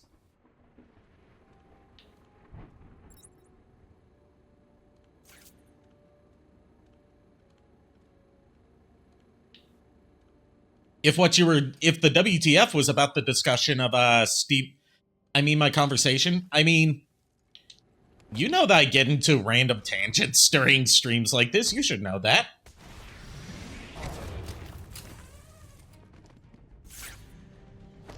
But the idea came up because if I remember correctly, we are not that far off. Like in the next decade or so, the debut of Batman is going to be public domain. So that means people could start making public domain Batman stuff based off of his debut in Detective Comics rather than anything introduced later. Which means we're inevitably gonna get a shitty public domain Batman horror movie. But like, public domain Batman YouTube poops, please. The one I'm waiting for to become public domain so people can go wild with YouTube poops because it's cited as an inspiration for the YouTube poop genre is the Daffy Duck short Duck Amuck, which is the best Daffy Duck short ever made. I will fight people on that. Not just in terms of humor, but in terms of its concept, makes it the best Daffy Duck short ever made. But that's not going to be public domain for another, I think, 28 years. If my math is correct, and it often isn't. I've never claimed to be a mathologist. I still can't wait for my debut. Just gotta test my mic and buy on voice mod. Yeah, I can't wait for it either.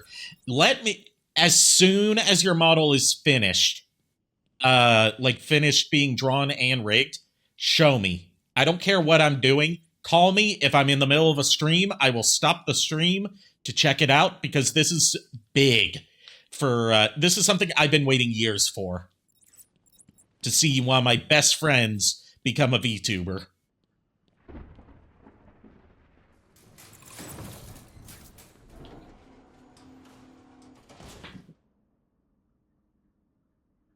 Too easy. Oh, think about it. I got you trapped in a little metal box, hanging precariously over a deadly drop. What say I just blow the emergency brakes and drop you like a sack of puppies? Say goodnight, bats. Boom! Only kidding. Got a few more surprises in store. There's some real subtle hints here that I love. Like, other than the time to face your fears, you see him cough. See, like, there's a little bit of haze going on.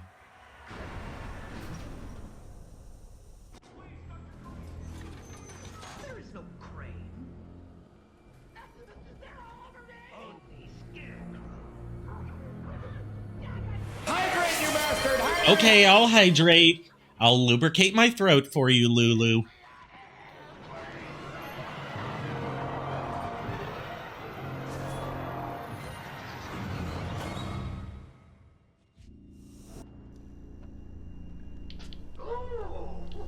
It looks like the good doctor has started early. Your appointment isn't for hours. I'm sure you'll be buzzed through when he's ready. Tell me, Bats, what are you really scared of? Failing to save this city? Not finding the commissioner in time? Me in a thong? It's the last one. I'm scared of the last one, Joker. That is a horrifying image. Back. Welcome back.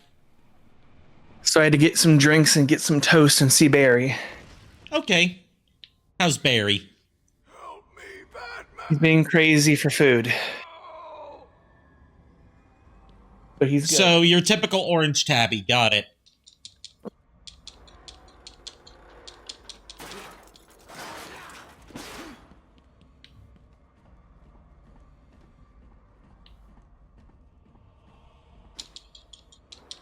Good old butter toast. Only Batman and Harley Quinn can keep up with Joker.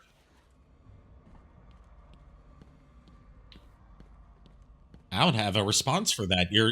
There's no joke I can make about that. I am back. Sorry about that. Welcome back.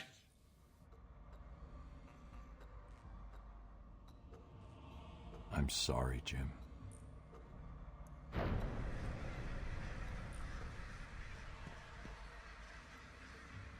Barbara. There's also some neat physics in implementation in this section that's not in the 360 and PS3 versions, but is kind of carried over to the remasters.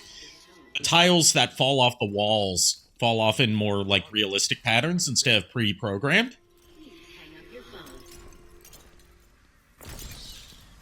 Oh, Canine Dog has been waiting to see me for the last few days. Was super playful when I was petting him. Gets so much slobber on my jacket, but I don't care. He was a goodest boy today. He's always the goodest boy.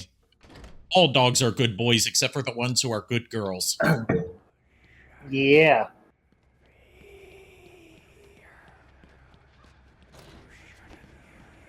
I'm looking at a good girl right now. Are you coming on to me? Not you, Ari. I'm talking Are you about saying Widget. Are you saying I'm not a good girl? How dare you? Are you saying I'm a bad When girl? you're Maxine, you're a good girl. When you're Oh, so I Maximilian- am a good girl then. You can't win this. I'm not gonna get it. No, I'm not. The best way to win is not play. Yes. So I ain't playing this game anymore. Father, you should have stood up to him, son. Like a man. Fuck off, Dad. Mom? Help us, Bruce.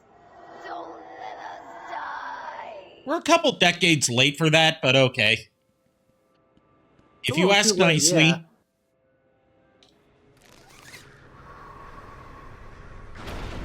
Hello.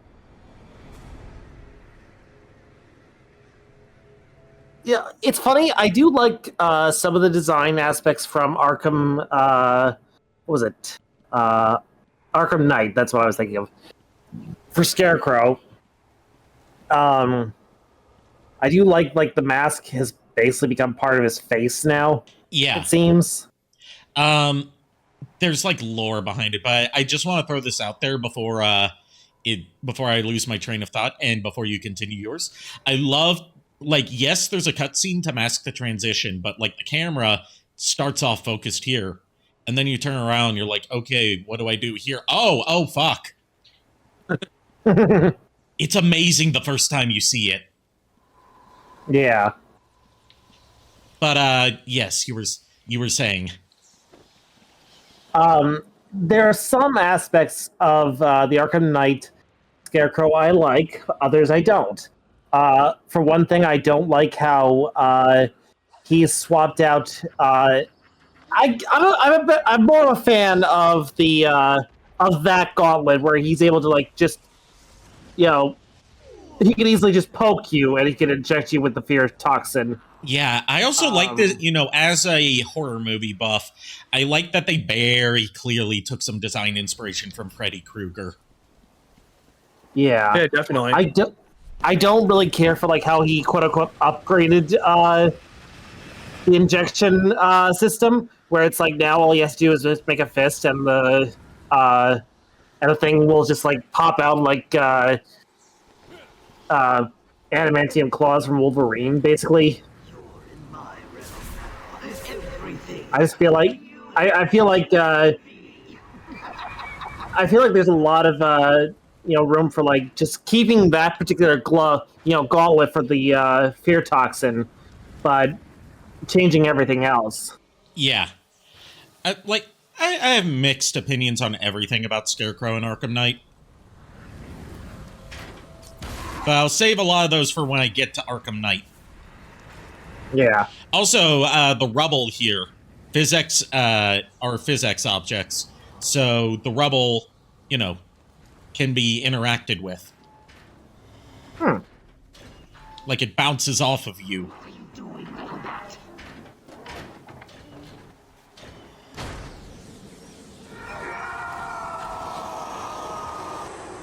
Bat laser.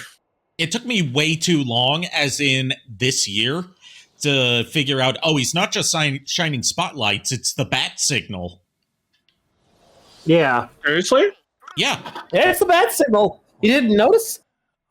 Well, you very rarely, you only see that is the bat signal before he turns it on.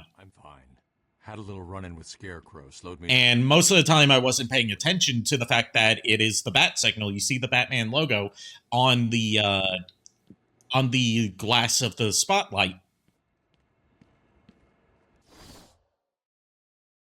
Also, I'm just very bad at noticing details like that. That's fair. Okay. I'm usually better at noticing details because that's just a thing I picked up from my dad. He and I were able to pick out like smaller details while at the same time looking at the big picture.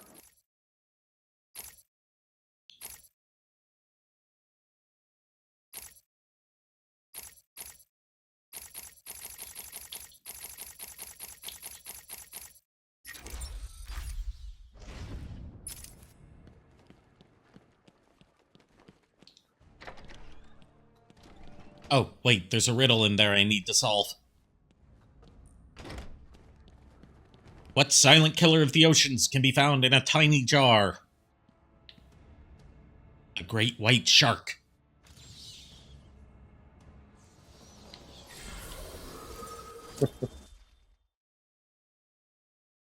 I always get the great white shark confused with king shark. Because I'm not too familiar with either. Yeah. Yeah.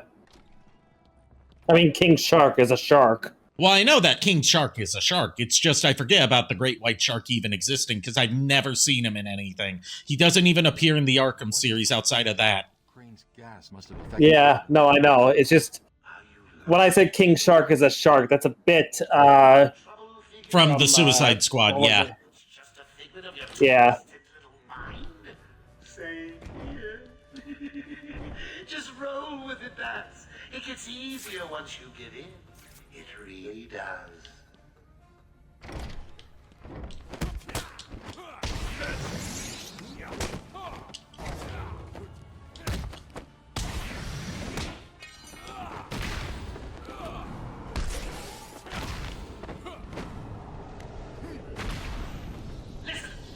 How much I love these like takedowns and everything like that. Yeah, especially in Arkham Asylum where they can be a little bit wonky sometimes. It makes it funnier. It's almost like therapeutic just to watch it happen. Like it's not just therapeutic because you get the slow-mo and like the satisfying impact sound, but like there's a bit of it that makes me think this has got to be kind of like this is basically like, you know, what if there was a darker take on the bam pow takedowns from the Adam West series? Oh, that really, I can see that actually. That's basically all it is. It's just that, but not but not played for like, you know, goofiness. It's serious. It's like a opposite actually. It's an entire opposite of what you'd expect from the boom pow. Yeah. Like if they were to make like a 60s Batman inspired take on this with the free flow combat system from the Arkham series, they could totally just do that, but add like the little speech bubbles that say like bam, pow, zap, all that kind of stuff, and it would still work. Yeah.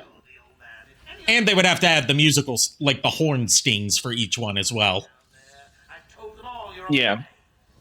But I feel like they wouldn't be able to do the same type of like serious like story I would be offended if they tried to make it serious. Like I don't know how they would do like that type of I'm not talking about like an Arkhamverse game set based on 60s Batman. I'm saying the combat system in a 60s Batman game. That'd be cool. They've shown that, you know, now that Adam West is gone, of course they'd have to get a different actor to play him. But they showed, like, with Return of the Caped Crusaders, that they could still tell 60s Batman stories outside of the 60s while keeping it in line with the 60s series. Anyone who likes 60s Batman, Return of the Caped Crusaders is required viewing.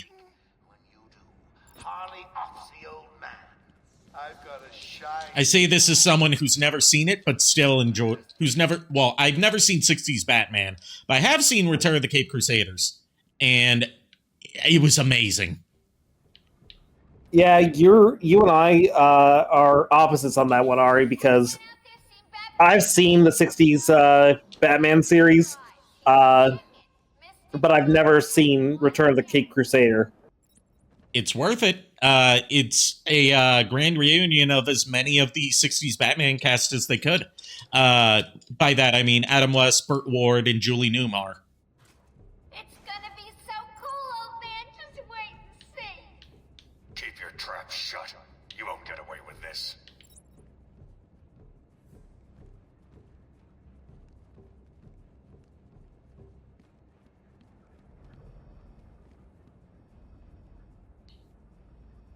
Harley's got the old man up. Like, even the trailer on its own, you should at least watch that. Because it's the trailer itself is like an advertisement for the '60s series. Nice.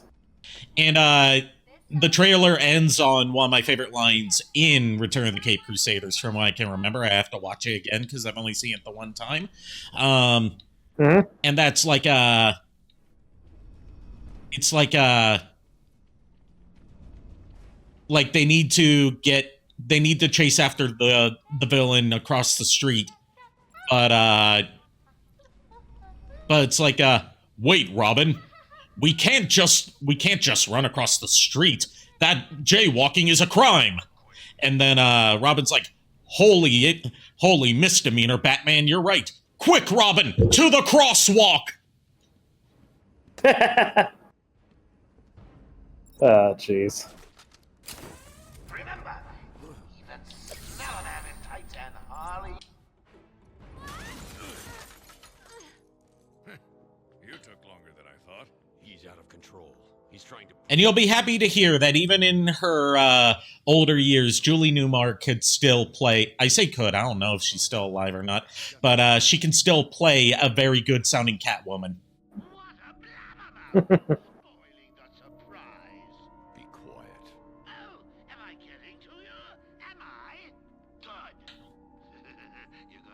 And then for other characters, you know, other villains in that show that they obviously don't have access to the original actors for, they got really good impressionists.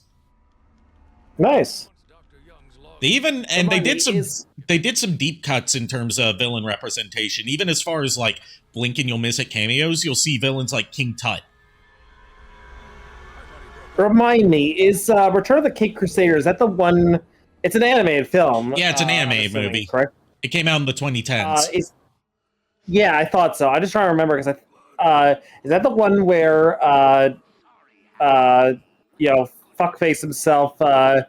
What's his name? What is it? Well, I shouldn't be surprised. I don't remember his name because I don't care about him. Oh, William Shatner. That's what I'm thinking of.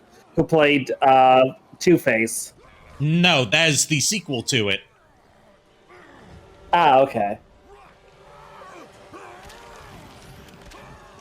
That is Batman Two-Face.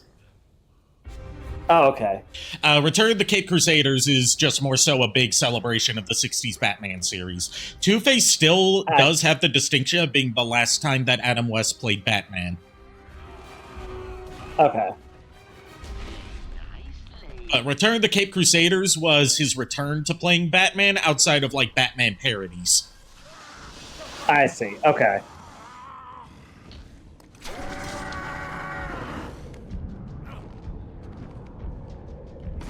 I also find it funny that you said fuckface when trying to remember Two-Face.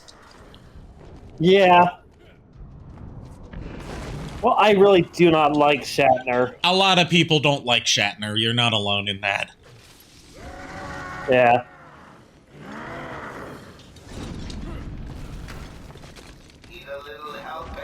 Like, anyone who's met William Shatner doesn't like William Shatner. I can say that much.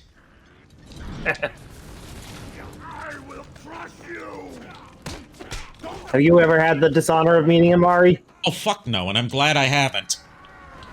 Good. I've never really seen anything he's in, so I wouldn't have a reason to try and go meet him. I haven't seen much of Star Trek, the original series. Yeah.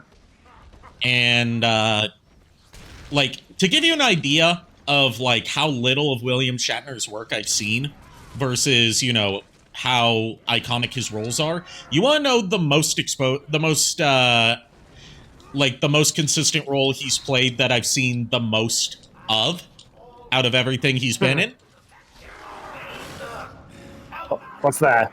The like late 2000s era Priceline commercials where he played the Priceline negotiator. Oh. Didn't see him in that. But then again, it was a whole line of commercials that went on for several years where he was like sort of a superhero for Priceline auto insurance called the Priceline Negotiator.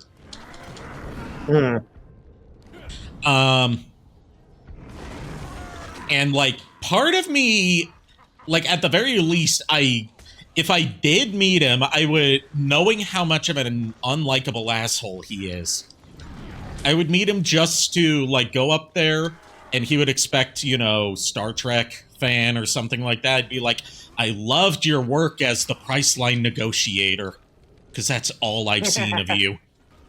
Just to see how angry he gets.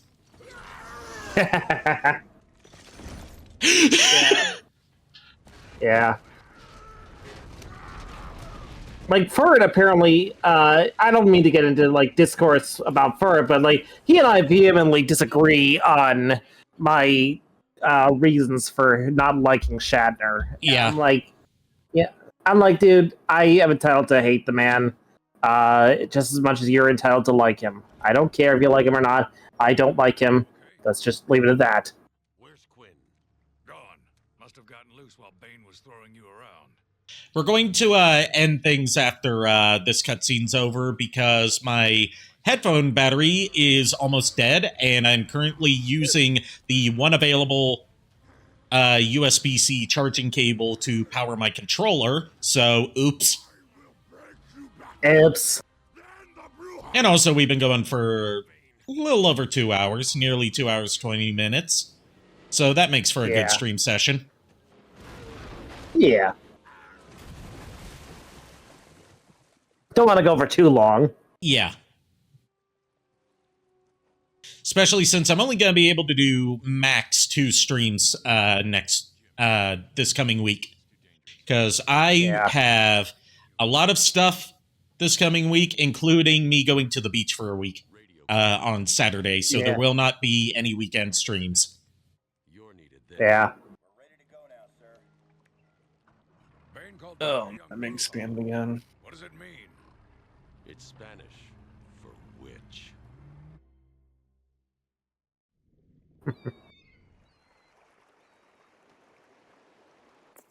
All right. And with that, let's exit out of here. And see who we're going to raid tonight.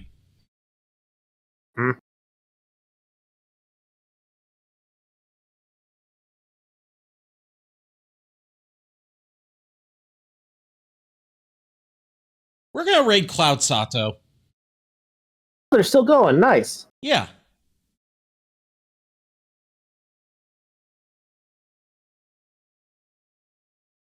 They are playing Judgment. Thank you, everyone, for tuning in. Thank you to my co-hosts for joining me tonight. I'll see you guys tomorrow night. Keep an eye out for the schedule. Go give Cloud Sato my warmest welcomes. And until then, unpleasant dreams. Well, we're the boys of Chorus. We hope you like our show. We know you're rooting for us, but now we have to go. Good night, everybody.